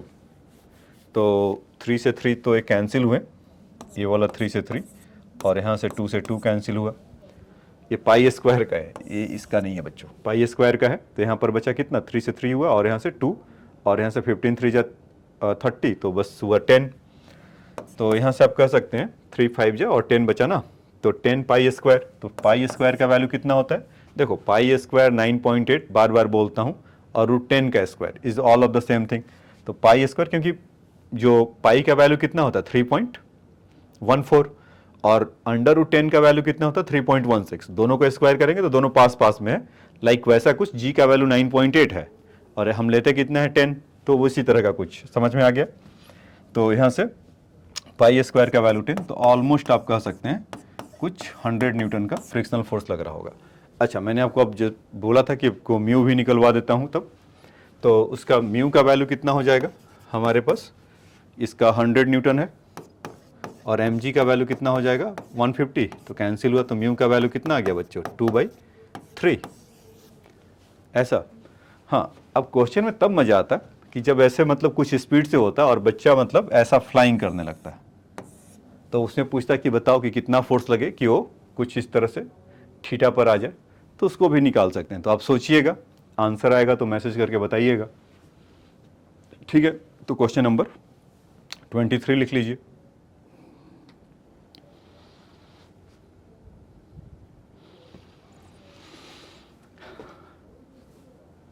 अब आ जाइए नेक्स्ट क्वेश्चन में चलते हैं. हाँ, ये देखिए, hemispherical ball of radius r is rotated about the its hemispherical ball of radius r is rotated about its axis ना is kept in the ball at the position where the radius make an angle with the vertical. ठीक है, the block rotate with the ball without any slipping. The friction coefficient between the block and the ball surface is mu. Find the range of the angular speed for which the block will not slip. इसमें कुछ लगता है missing है, मैं आपको वो typing error है, मैं एक्चुअल में क्वेश्चन आपको बता देता हूँ।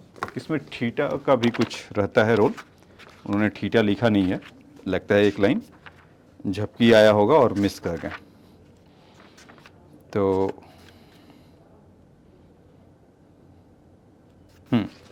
ये बच्चों क्वेश्चन नंबर 24 ही है कि hemispherical ball is the of radius, that is the SC. Verma book.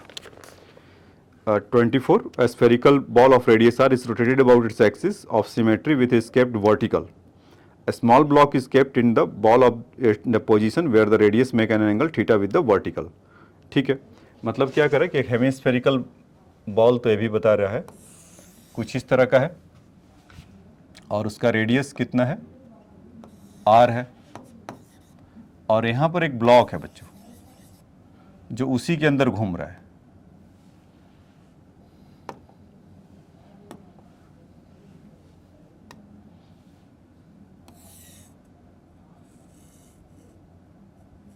ऐसे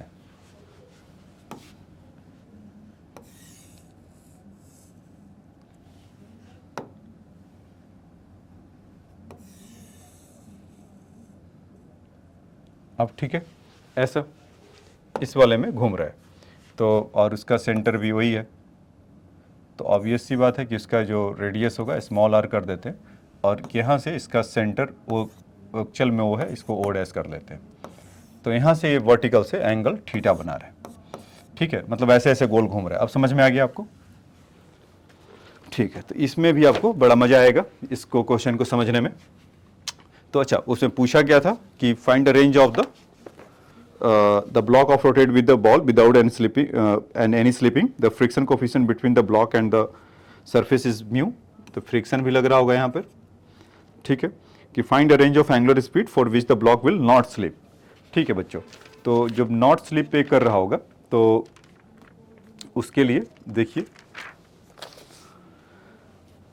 हाँ, तो एक कुछ उस तरह का है बच्चों, जैसे मान लो कि कभी आप पानी वानी कुछ बाल्टी वगैरह में से घुमाते रहते हो ना, उस तरह का, या कभी कभी दूध पीना हो तो ग्लास में ऐसे गोल गोल घुमाते हैं तो कुछ उस तरह का वर्लपूल बनता है, एक तो वो हो गया, लेकिन वो तो फ्लूइड है। लेकिन और कुछ आप इस तरह का कोई बड़ा सा ऑब्जेक्ट है, हम कुछ बड़ा सा ऐसा गोल हेमिस्फेरिकल टाइप का बाल्टी ही ले लो और उसमें कोई ऑब्जेक्ट बचपन के टाइम पे घुमाया होगा ना, ये वैसा ही कुछ है, तो बाल्टी की जगह हेमिस्फेरिकल बॉल हो गया, ऐसे ऐसे गोल घुमा रहा है। या मतलब कुछ अगर शुद्ध हिंदी में बोले तो कटोरा टाइप का, और उसमें कुछ क्वाइन वगैरह लेकर ऐसे लोग घुमाते हैं जो, तो उस तरह का होगा कुछ। तो उसमें भी है कि अगर तेज़ी से घुमाओगे तो बाहर जाने का डर है, जैसा आपने देखा था ना कि अगर ज़्यादा स्पीड से रहते हैं एलिवेटेड रोड में बाहर की तरफ निकल जाते हैं। अब ज़्यादा आप घुमाओ तो क्या होगा, बाहर के छोटा सा बॉल ले लो, टेनिस वाला या छोटा सा क्रेजी बॉल होता है उसको ले लो और अपने घर में जो बॉल वगैरह पड़ा होगा उसमें घुमाओ, तो ज़्यादा स्पीड में घुमाओगे तो बाहर की तरफ मिल जाएगा। या क्वाइन कभी रखकर घुमा कर टेस्ट कर सकते हैं, और धीरे धीरे घुमाएंगे तो वो फिसल कर नीचे आ जाएगा। तो उन दोनों केस के लिए बताना है। तो आइए समझते हैं कि इसका डायनेमिक्स क्या क्या है। तो एक बात तो तय है इसका, लाइए कलर थोड़ा चेंज कर लिया जाए, कि एक बात तो तय है बच्चों कि इसमें कि mg डाउनवर्ड लगेगा ये चीज़, और इसके toward the radius vector normal force ऐसा लगेगा। ठीक, ये बात तो लगेगा ही लगेगा। और उसके बाद जहाँ से उसका कांटेक्ट होगा, और उसके बाद m ओमेगा स्क्वायर r आप ऐसे लगा दीजिए, ऐसा। ठीक है, क्योंकि उसके सेंटर की तरफ लग रहा होगा, सेंट्रीपिटल अगर कर देते हैं तो। और जैसे मान लीजिए कि अगर नीचे गिरने वाला होगा तो फ्रिक्शन फोर्स किधर लगेगा, ऊपर की तरफ, F ऐसा। तो हम इसी एक्सिस पे सबको ब्रेक डाउन कर दे क्या, ऐसा नॉर्मल फोर्स पे, ये जो अभी मार्क किया है। तो यहाँ पर आप देखेंगे कि ये वाला कंपोनेंट कितना जाएगा, mg साइन थीटा जो हमेशा रहता है, और यहाँ से नॉर्मल फोर्स के अलावा mg कॉस थीटा आ जाएगा, ऐसा। और फिर उसके बाद में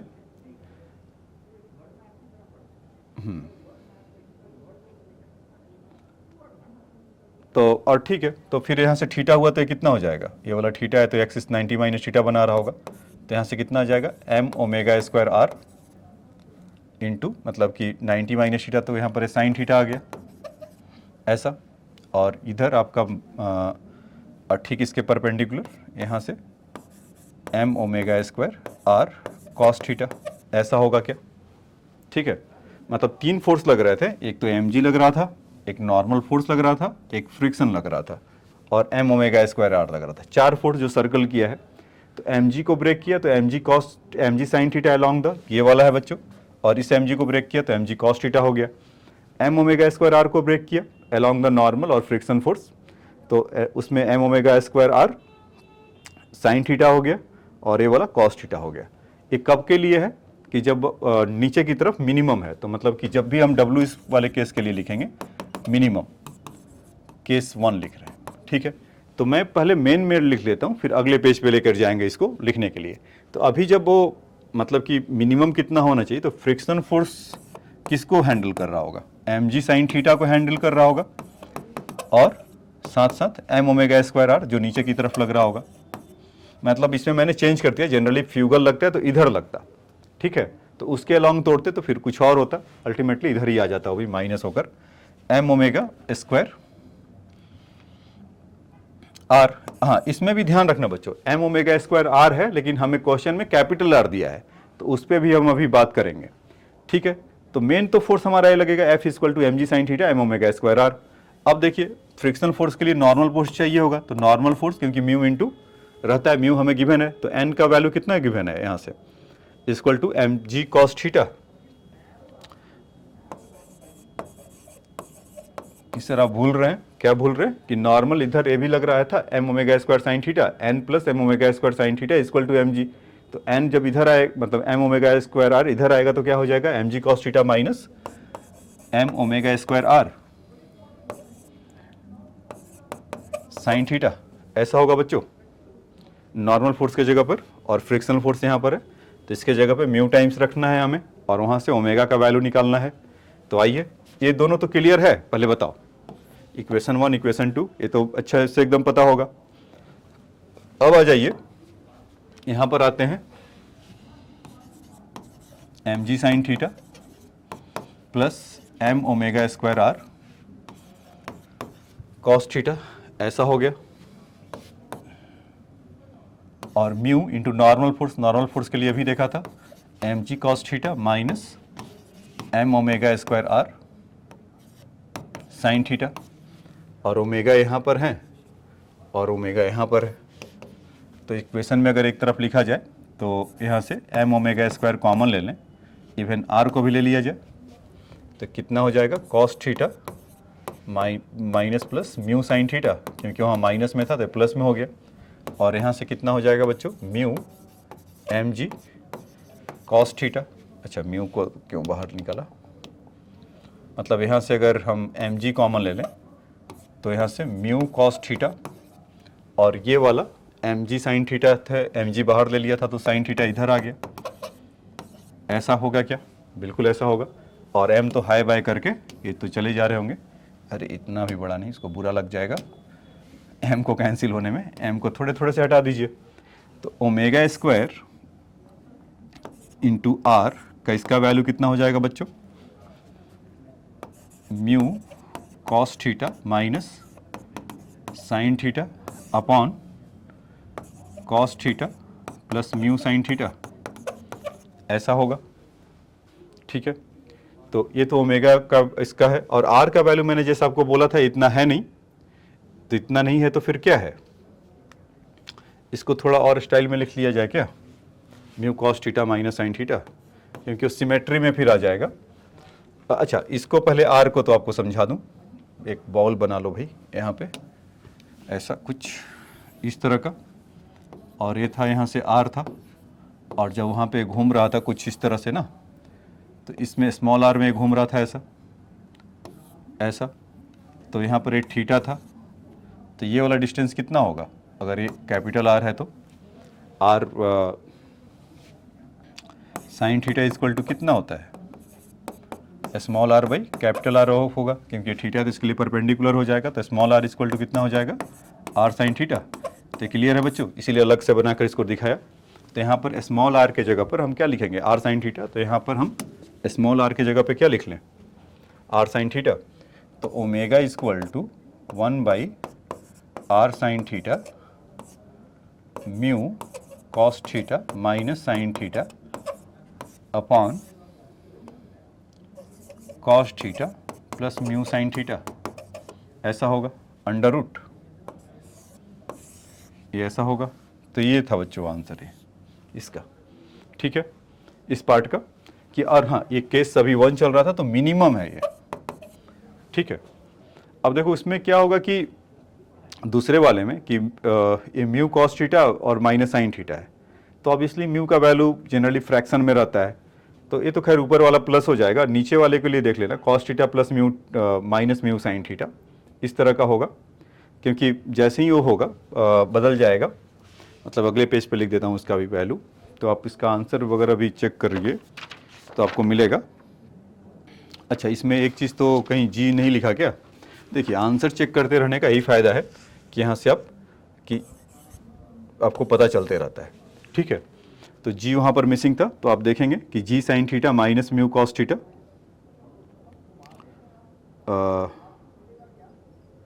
are sine theta plus mu cos theta, ठीक है। तो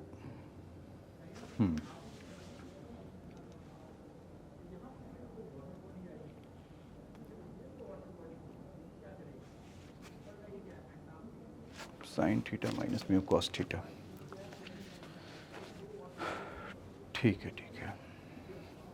यहाँ पर बच्चों एक चीज़ आपको इसमें एक करना होगा कि जैसे मैंने यहाँ पर क्या किया कि एम ओमेगा स्क्वायर आर इसके बॉल की तरफ बना दिया हूँ, ये नहीं, क्योंकि अगर नॉर्मल फोर्स अगर ऊपर की तरफ होगा तो फिर नॉर्मल फोर्स बदल जाता, तो मैंने उसको दोनों साइड को उधर में दिखा दिया है। Basically m omega square r है, ये बाहर की तरफ लगेगा, ओमेगा स्क्वायर आर बाहर की तरफ लगेगा, इधर की तरफ लगेगा। तब उसके बाद जो कंपोनेंट उसका आता कि एम जी साइन थीटा, और उसके लिए तो खैर अभी भी तो वही है कि एम ओमेगा स्क्वायर आर है, तो इधर से इसका m omega square are sine theta इधर की तरफ आता और एम जी साइन थीटा उधर की तरफ आता। तो ठीक है, वो यहाँ तक भी तो सही था। इसमें प्लस माइनस में देख लेता हूँ कुछ गड़बड़ी तो नहीं है कि m omega square cos theta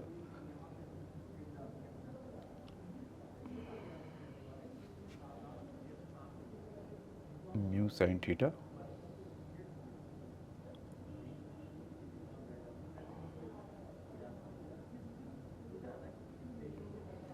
m g sine theta, तो sine theta minus,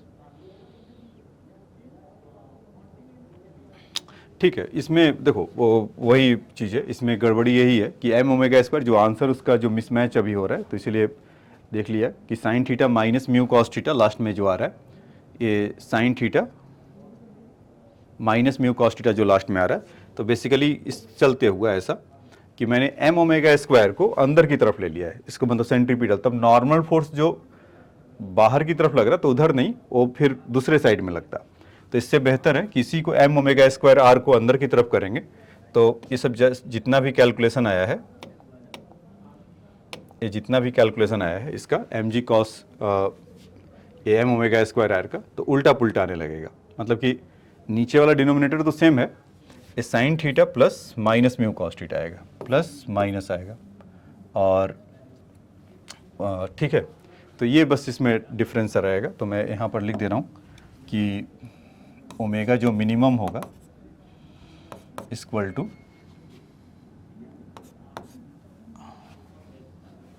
ji by r sine theta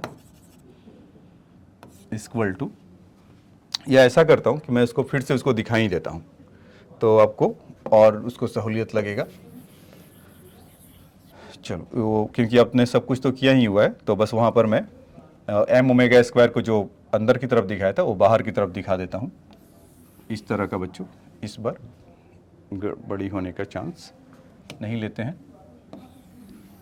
ऐसा,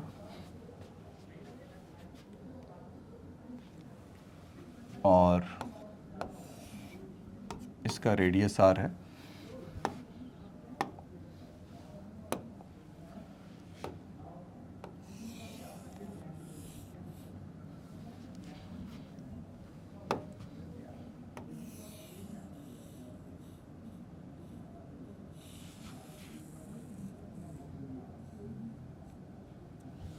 ऐसा।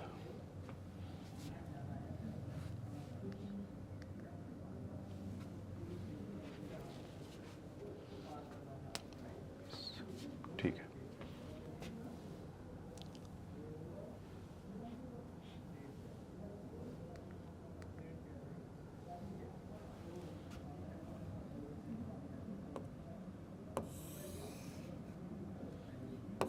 स्मॉल आर है,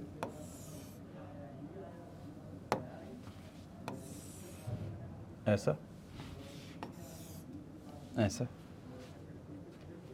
ठीक है, तो यहाँ से m ओमेगा स्क्वायर आर, ये बाहर की तरफ लग रहा है, mg नीचे की तरफ लग रहा है, और नॉर्मल फोर्स ऐसे लग रहा होगा। तो अब इसी के लॉन्ग इसको ब्रेक कर दीजिए, तो यहाँ से कितना होगा, not m omega square r, ये गड़बड़ देखो हो गया,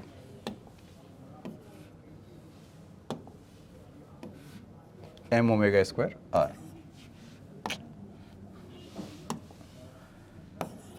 m ओमेगा स्क्वायर आर। तो यहाँ से ये mg कॉस थीटा, क्योंकि वर्टिकल से थीटा है तो ये 90 माइनस थीटा होगा। ठीक है, तो ये वाला 90 माइनस थीटा होगा, और ये थीटा हुआ तो ये 90 माइनस थीटा होगा, mg।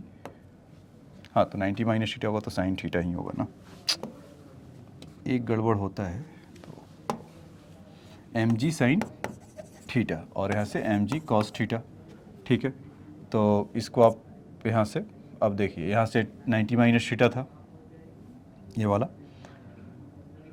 तो ये थीटा हुआ, ये 90 माइनस थीटा हुआ, तो थीटा हुआ, ये वाला 90 माइनस थीटा तो थीटा हुआ, और ये वाला भी थीटा, तो फिर यहाँ से 90 माइनस थीटा, तो m ओमेगा स्क्वायर आर यहाँ से देखेंगे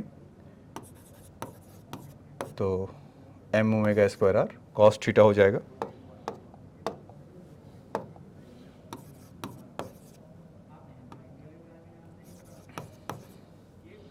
और इसका ये वाला कंपोनेंट उसी से लगा हुआ है, तो m ओमेगा स्क्वायर आर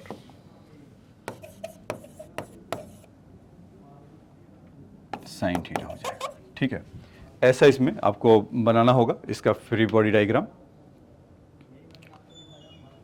ठीक, अब इसका डायनेमिक्स अगर लिखें, मतलब कि अगर स्क्रॉल मतलब मिनिमम देख रहे हैं तो मतलब नीचे की तरफ फिसलन होगा, तो F इधर की तरफ लगेगा, नहीं, अगर वो नीचे की तरफ फिसल रहा होगा तो F बाहर की तरफ लगेगा उसको करने के लिए। तो F वो दो तरीके से लड़ रहा होगा, F का वैल्यू कितना हो जाएगा, mg साइन थीटा, क्योंकि m omega square are cos theta बाहर की तरफ ही लग रहा है, तो वो इस साइड में नीचे की तरफ आ जाएगा, m omega square are cos theta, ऐसा होगा क्या। और फ्रिक्शनल फोर्स क्या होगा, mu into normal force, normal force कितना हो जाएगा बच्चों, is mg cos theta plus mg cos theta plus m omega square r m omega square sine theta.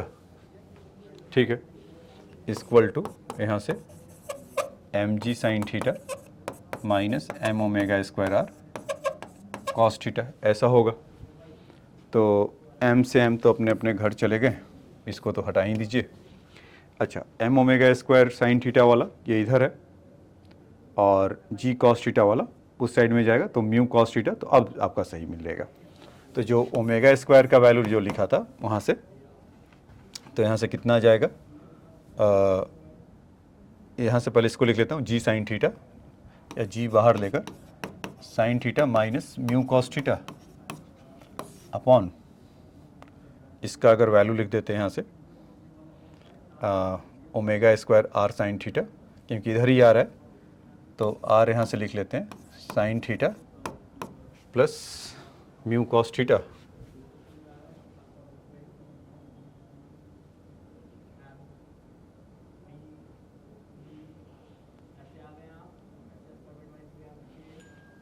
तो वहाँ पर म्यू साइन थीटा ना, ये देखो म्यू साइन थीटा यहाँ पे रहना चाहिए था, mu sine theta plus cos theta, ये ऐसा होगा। तो और स्मॉल आर का वैल्यू, ये चीज़ तो अभी आपको बताया ही था कि इसमें आपका आर का जो वैल्यू था स्मॉल आर का, ये कुछ आर साइन थीटा आ जाता है ऐसा। तो इसका जगह पर हम आर साइन थीटा, मतलब कि उसमें पूरे को अगर लिखेंगे, मतलब आर को यहाँ पर ऐसा दिखा देता हूँ कि आर साइन थीटा आपको लिखना है। तो जब इसको पूरा कहीं लिखेंगे, स्पेस नहीं है, मैं यहाँ पे लिख देता हूँ। तो आर का जो वैल्यू होगा इक्वल टू जी, आर का वैल्यू नहीं बच्चों, यहाँ से ओमेगा का जो वैल्यू होगा वो जी बाई आर साइन थीटा, और बाकी का वो सब जितना भी है कहानी आप इसको लिख सकते हैं sine theta minus mu cos theta, mu sine theta plus cos theta, sine theta minus mu cos theta minus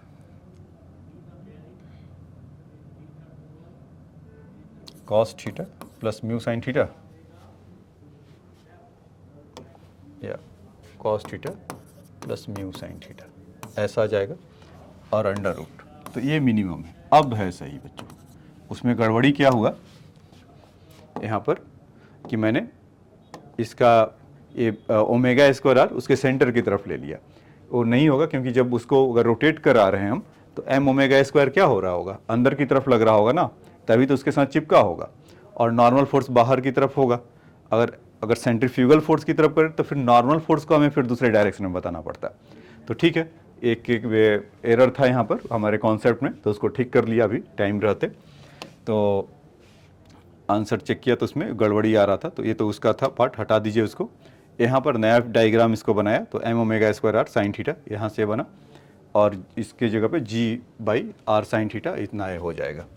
तो ये मिनिमम के लिए था, मैक्सिमम के लिए करेंगे तो फिर उसका आपका बदल जाएगा। जहाँ पे sign theta minus mu cos theta है, तो sine theta plus mu cos theta हो जाएगा, cos theta minus mu sine theta हो जाएगा ओमेगा मैक्सिमम के लिए। तो वहाँ पर आपको सब कुछ अलग से लेना पड़ेगा, G R sine theta plus mu cos theta. इसके लिए मैं डायग्राम या इक्वेशन लिख देता हूँ, उसको आप लोग सॉल्व कर लीजिएगा तो आपको वहाँ से भी दिख जाएगा। ये तो वी मैक्सिमम के लिए, तो वहाँ पर देखो है क्या, यहीं से इसको लिख देता हूँ कि उस केस में क्या होगा कि जब वो नीचे की तरफ आ रहा तब फ्रिक्शन ऊपर की तरफ लग रहा था। अभी क्या होगा, जितना ज़्यादा स्पीड देंगे तो फ्रिक्शन ऊपर की तरफ लगने लगेगा। तो यहाँ पर इसका इक्वेशन ऐसा लगेगा कि m g sine theta plus frictional force, मतलब वो नीचे की तरफ लग रहा होगा, equal to M omega square are cos theta, ऐसा करना है। तो यहाँ से frictional force equal to M omega square are cos theta minus M g sine theta, ऐसा। और फ्रिक्शनल फोर्स के जगह पर म्यू इंटू, वो तो सेम ही होगा जो पहले लग रहा था, वो दोनों नीचे ही कंपोनेंट लग रहे थे ना, देखिए एम जी कॉस थीटा और m omega square are sine theta नीचे की तरफ लग रहे थे। तो m ji cos theta plus m omega square are sine theta equal to M omega square are cos theta minus M g sine theta. तो इस बार चलिए, गड़बड़ी होने का यह है कि हमने दोनों उसका देख लिया, इसका केस नंबर 2 का भी इक्वेशन लिख दिया, ओमेगा मैक्सिमम कितना होगा। तो एम से एम कैंसिल होगा, यहाँ से यहाँ, यहाँ से यहाँ, और फिर वहाँ से अगर आप उसका ओमेगा का वैल्यू निकालेंगे तो आपको यही वैल्यू निकल कर आएगा जो मैंने उधर कहीं लिखा था।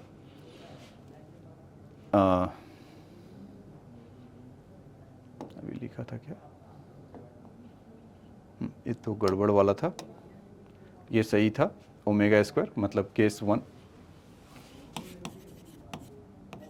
ये 1 था, मिनिमम के लिए था, ठीक है, और ये वाला आपका मैक्सिमम के लिए था, केस 2, वी मैक्स के लिए निकाला था, ए जो निकाला था, हाँ ये दोनों इक्वेशन वहाँ से आ जाएगा। ठीक है, तो उसमें ध्यान रखिएगा कि एम ओमेगा स्क्वायर आर जो अंदर की तरफ लग रहा वो नहीं, वो उसकी तरफ लगेगा आपके, वो आपके उसके अंदर की तरफ लगेगा, क्या कहते हैं बॉल, अंदर की तरफ मतलब कि वॉल की तरफ लगेगा। ठीक है बच्चों, तो इसको लिख लो आप, यहाँ से इसको लिख लो, ये भी लिख सकते हैं बस ये समझने के लिए, उसमें बस एक एरर ये है, तो इसको नहीं लेना है, अंदर की तरफ लेना है, तो इसको छोड़ दीजिए, आप यहीं से लिख लीजिए।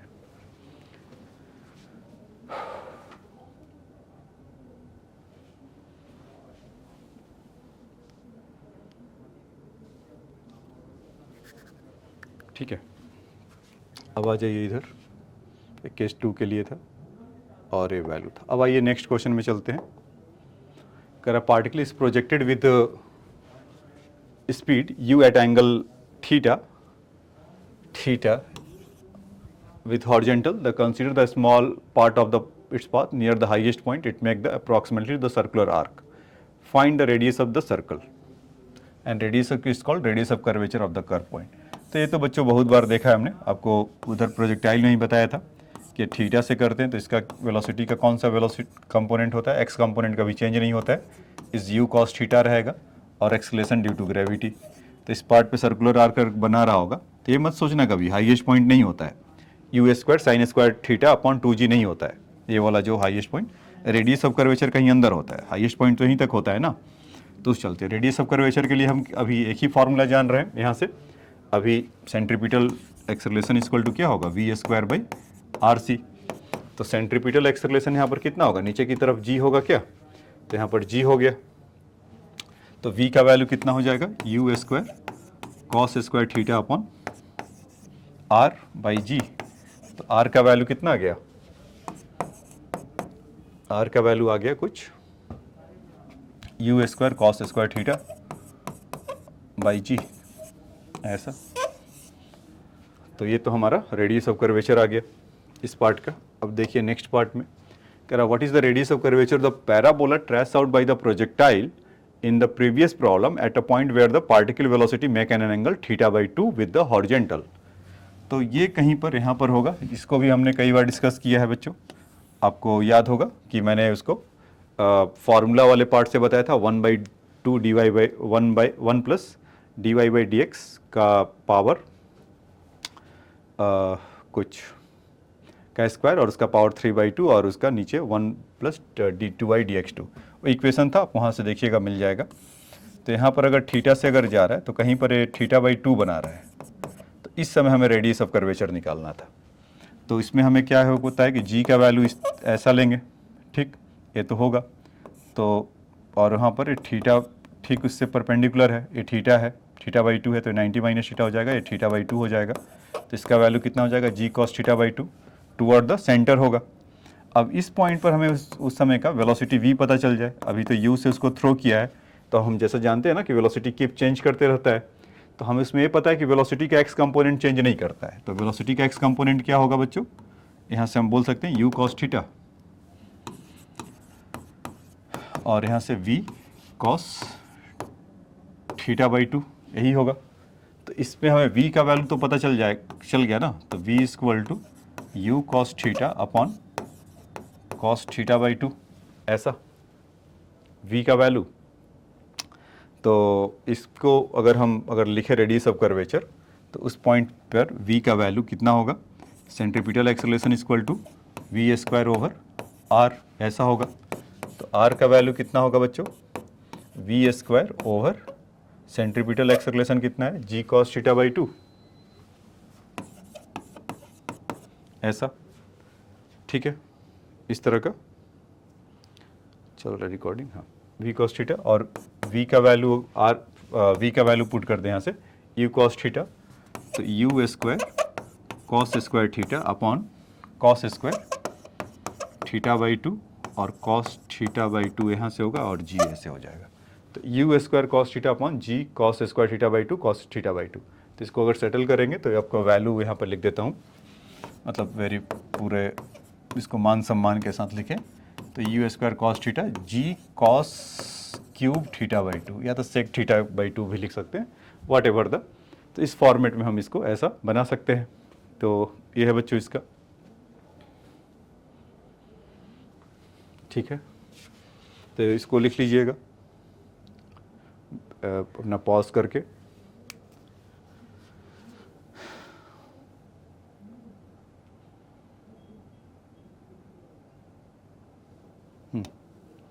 देखिए अब दूसरा लेते हैं question. A block of mass m move with the horizontal circle against the wall of the cylinder room of radius r. The floor of the room on which the block moves in a smooth but friction coefficient between the wall and the block is mu. The block is given at the initial speed v. As a function of speed u, write the normal force of the wall on the block. Second, the frictional force by the wall and the tangential acceleration of the block. D, integrate this thing and obtain the speed ds of the block after the one revolution. ठीक है बच्चों, देखिए तो एक ऐसा बना लेते हैं कि कह रहे हैं कि ब्लॉक ऑफ मास है move in the horizontal circle against the wall of the cylindrical room. तो एक तो सिलेंड्रिकल रूम बना लेते हैं, कुछ इस तरह का है।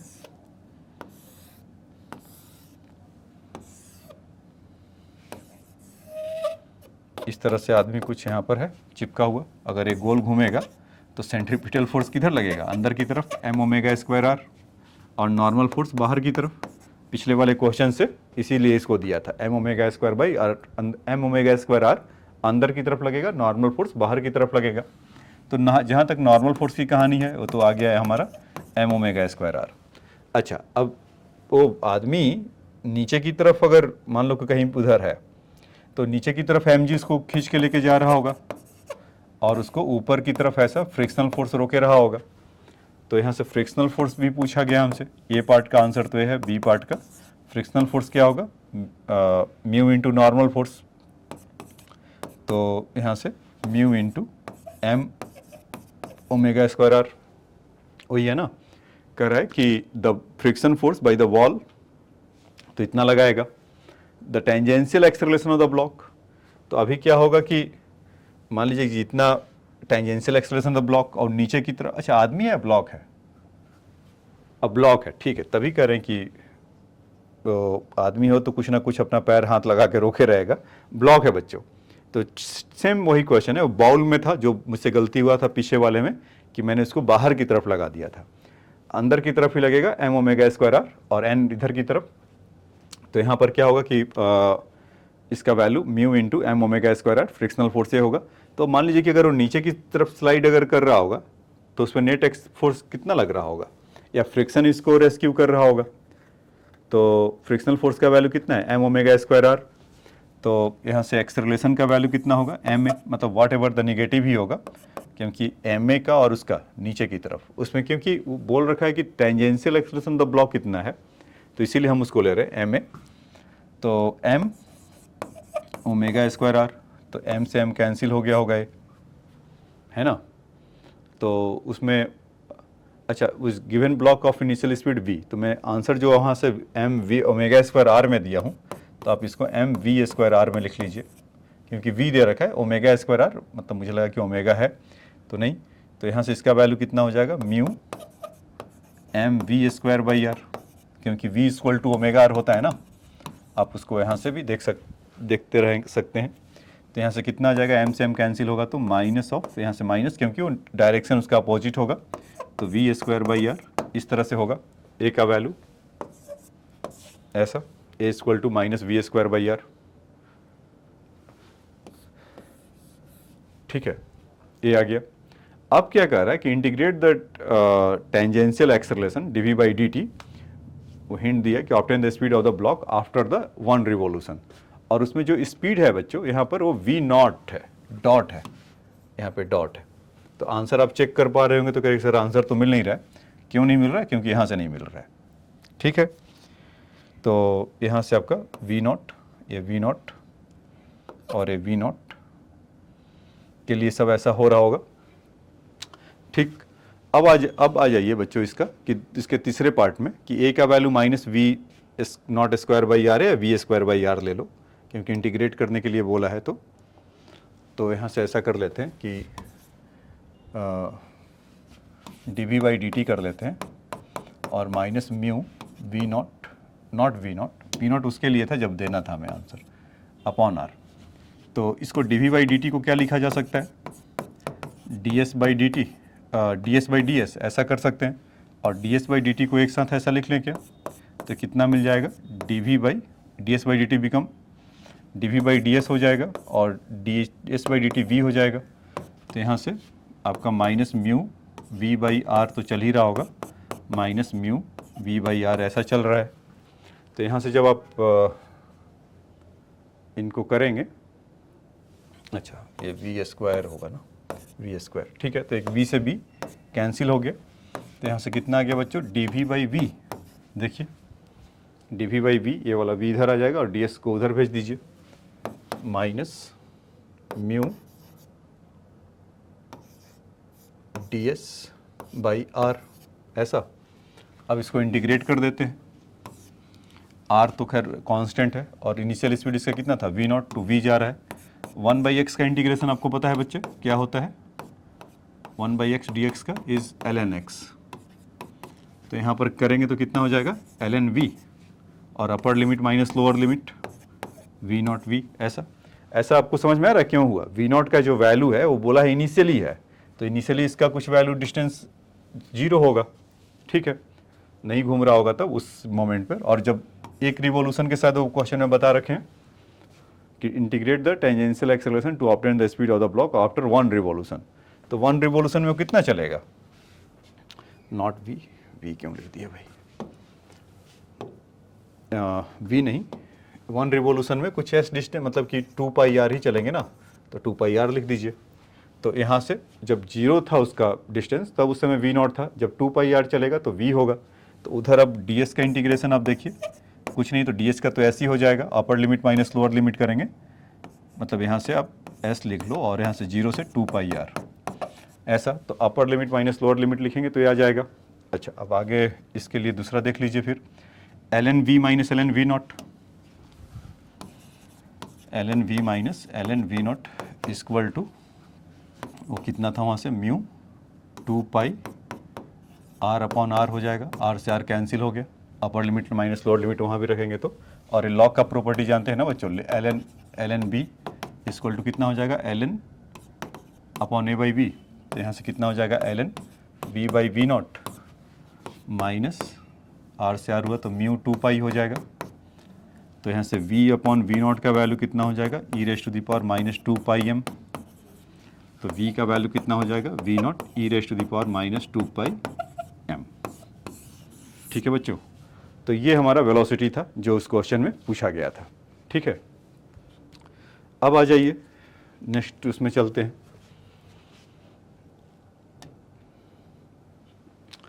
28 में ये कह रहा है कि table with the smooth horizontal surface is fixed in a cabin that rotate with the uniform angular velocity, angular velocity वो लिखा है ओमेगा नॉट है, मैं क्या कह रहा है, इज ओमेगा एंगुलर वेलोसिटी।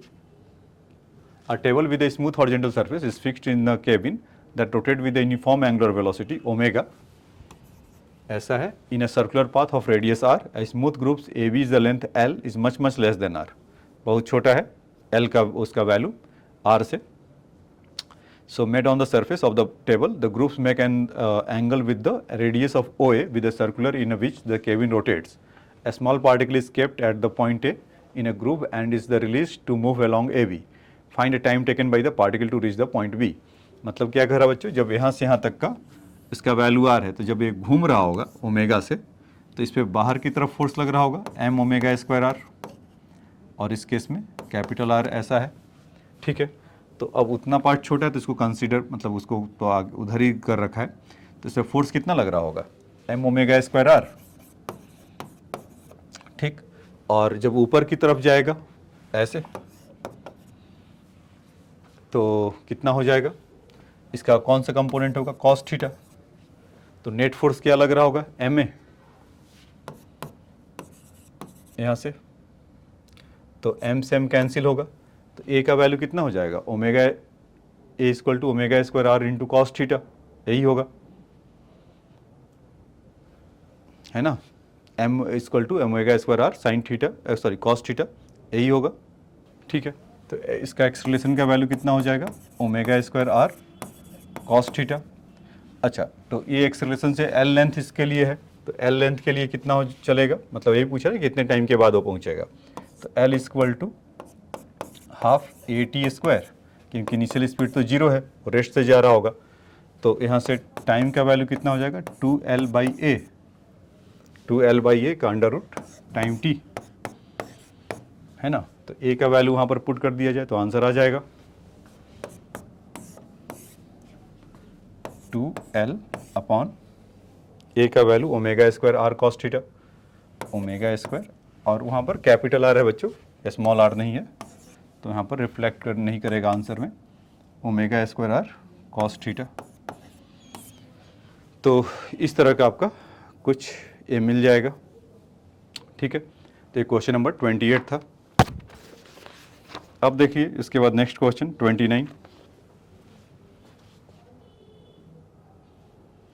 कर रहा है कि table with the smooth horizontal, ये टेबल विद द, मैं यहाँ से पढ़ देता हूँ, कुछ एरर होगा तो देख लीजिएगा। अच्छा, ये 29 लिया क्या,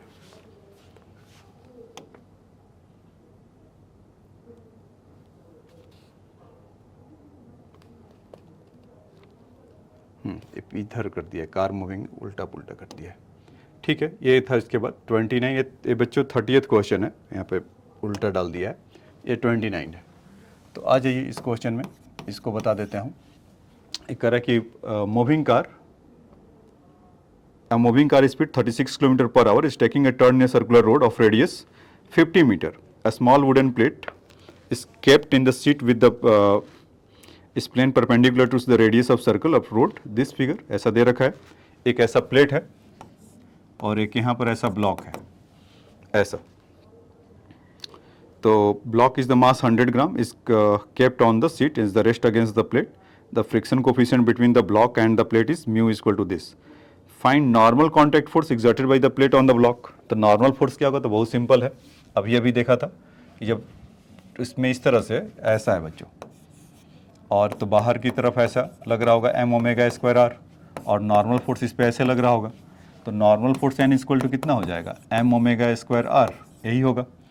तो मास उसका वैल्यू कितना है, 0.1, ओमेगा का वैल्यू गिवन नहीं है, तो वी स्क्वायर बाई आर से काम चला लेते हैं। तो कितना है इसका value, 36 kilometre per our. 36 kilometre per our का वैल्यू कितना हो जाएगा, कुछ 10 मीटर पर सेकेंड। तो यहाँ से कितना हो जाएगा, 5/10 का स्क्वायर, तो वी स्क्वायर बाई आर होगा, क्योंकि ओमेगा स्क्वायर आर लिखिए, वी स्क्वायर बाई आर लिखिए। रेडियस कितना है उनका, ये 100 ग्राम भी है, 50 मीटर। तो नॉर्मल फोर्स कितना आ गया, 100/2, तो 0.2 न्यूटन का नॉर्मल फोर्स लगेगा। ये तो आपके ए पार्ट का आंसर है। हाँ, बी पार्ट उसका कमाल का है। The plate is slowly turned so that the angle between the normal to that plate and the radius of the road slowly increase. अच्छा, क्या करेगा, the plate is slowly turn and that the angle between the normal to the plate and radius of the road is slowly increase. Find the angle at which the block will just start sliding on the plate. तो मतलब ऐसा करके क्या हो रहा है कि अभी R जैसे ऐसे था, तो कुछ देर में प्लेट ऐसे टर्न होने लग रहा है, इस तरह से। तो नॉर्म ऐसा हो गया, प्लेट पहले जो इनिशियल था, तो नॉर्मल फोर्स तो बच्चों ऐसे ही लगेगा। ठीक है, तो अभी क्या होगा कि अभी वो स्लाइड करने के लिए, जैसे मान लीजिए कि टर्न ऐसे लिया, तो उधर की तरफ जाएगा, तो फ्रिक्शनल फोर्स इधर रेस्क्यू कर रहा होगा, यही होगा। और उसके जगह पर यहाँ से ये एम ओमेगा स्क्वायर आर का भी वैल्यू, मतलब उस डायरेक्शन में आ रहा होगा, मतलब नॉर्मल फोर्स ऐसे है, फ्रिक्शन फोर्स इसका ऐसे है, तो एम ओमेगा स्क्वायर आर जो नया, जो उसका बी पार्ट बता रहा हूँ, ओमेगा स्क्वायर आर ऐसा होगा, है ना। तो ठीक है, चल रहा है ओमेगा स्क्वायर आर इस तरह से ऐसा होगा। तो हम यहाँ से इसको कह सकते हैं कि इसमें क्वेश्चन में ये बोल रखा है कि the plate is slowly turn so that the angle between the normal to the plate is normal to the plate is, तो ठीक है, उसमें मतलब एम वी स्क्वायर आर है, तो उसके अगर हम करें ऐसा, तो इसमें हम ऐसा कर सकते हैं बच्चों कि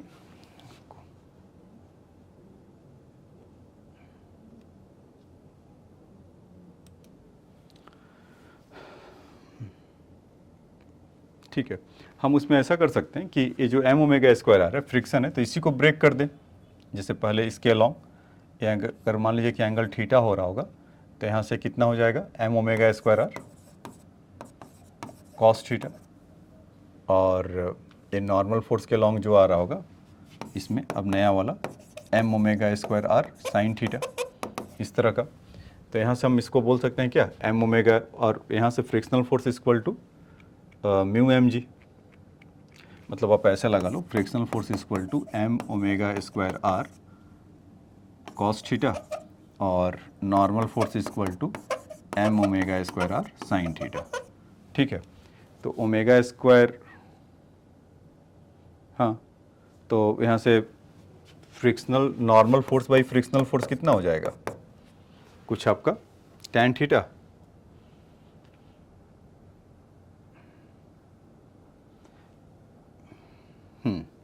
normal force by friction force is tan theta हो जाएगा यहाँ से, और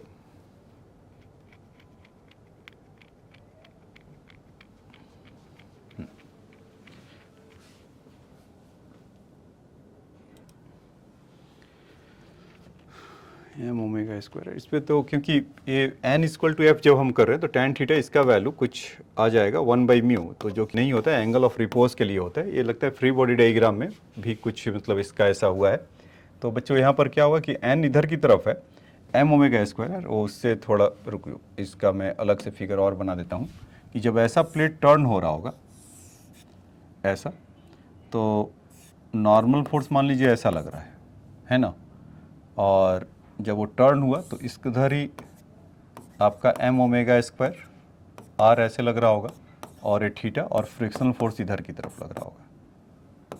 ठीक है, तो थीटा ये, क्योंकि वो रेडियस वेक्टर से बोला ना क्वेश्चन में, एक बार आइए देख लेते हैं कि उसको हो कि find the plate is slowly turn and angle between the normal to the plate and the radius road the slowly increase, the find the angle at which the block will just start. तो basically theta इसका जो होगा ये वाला नहीं, ये इधर से होगा, क्योंकि नॉर्मल फोर्स के उसी में बना रहा होगा। तो यहाँ से जब हम करेंगे तो एम ओमेगा स्क्वायर आर, हाँ अब सही है, एम ओमेगा स्क्वायर आर ये हो जाएगा कॉस थीटा, और इसके लॉन्ग ये मिल रहा होगा m omega square are sine theta. ठीक है, तो यहाँ फ्रिक्शनल फोर्स इक्वल टू आपका होगा m omega square are sine theta equal to mu into normal force, तो नॉर्मल फोर्स की जगह पे एम ओमेगा स्क्वायर आर, ये इसका इक्वल होगा तो कॉस थीटा, तो m omega square r m omega square cancel हो गया, तो म्यू का वैल्यू tan थीटा। हाँ, क्योंकि रिजल्ट ही ऐसा होता है कि जब भी वो टर्निंग स्टार्ट हो तो एंगल ऑफ रिपोज के इक्वल होता है, तो mu equal to tan theta, और tan थीटा का वैल्यू या tan थीटा यहाँ से आप ऐसा लिख सकते हैं, या थीटा इक्वल टू आप ऐसा लिख सकते हैं tan इनवर्स म्यू। तो शायद 0.58 गिवन है कुछ वैल्यू, तो हाँ म्यू का वैल्यू 0.58 ऐसा गिवन है, तो उसका हो जाएगा। अब देखिए इसके बाद नेक्स्ट क्वेश्चन इसका, अच्छा ये तो उधर है,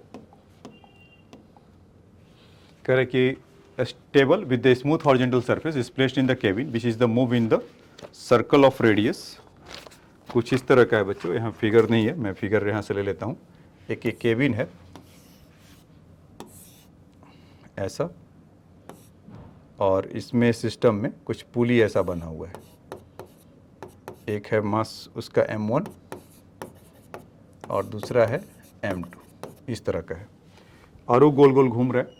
क्या as the smooth of the pulley as the radius is the fastened, two masses m and 2m, तो इसको मान लीजिए m, इसको मान लीजिए 2m, और इस सिस्टम से ऐसे घुमा हुआ है, सिस्टम ऐसे ओमेगा से गोल गोल घूम रहा है। Initially the masses are held by the person with the string along the outward radius, and then the system is released from the rest with respect to the cabin. The find the magnitude of initial acceleration of masses as seen from the cabin and the tension in the string, यही बोल रखा है। ठीक है, तो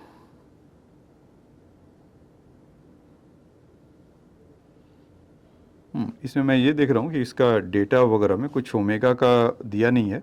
अ table is a smooth horizontal surface is the placed in the cabin which the move in a circle of radius r, smooth pulley of the small radius is fastened to the table. The two masses m and 2m are placed on the table connected through the string going over the pulley. Initially the masses are held by a person with string along the outward radius and then the system is released from rest. With respect to cabin, find the magnitude of initial acceleration of the masses as seen from the cabin and the tension in the string. देखिए बच्चों, इसमें एक question में omega missing है, मतलब वो किस velocity से होगा वो नहीं बताया है।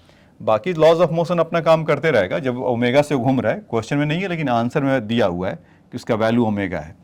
तो इस पर जो फोर्स लगेगा किधर लगेगा, m1 ओमेगा स्क्वायर आर, मान लीजिए कि आर रेडियस में वो चल रहा होगा, और इस पर फोर्स किधर लग रहा होगा, अगर m1 हटा देते हैं m और 2m ओमेगा स्क्वायर आर, यही लगेगा।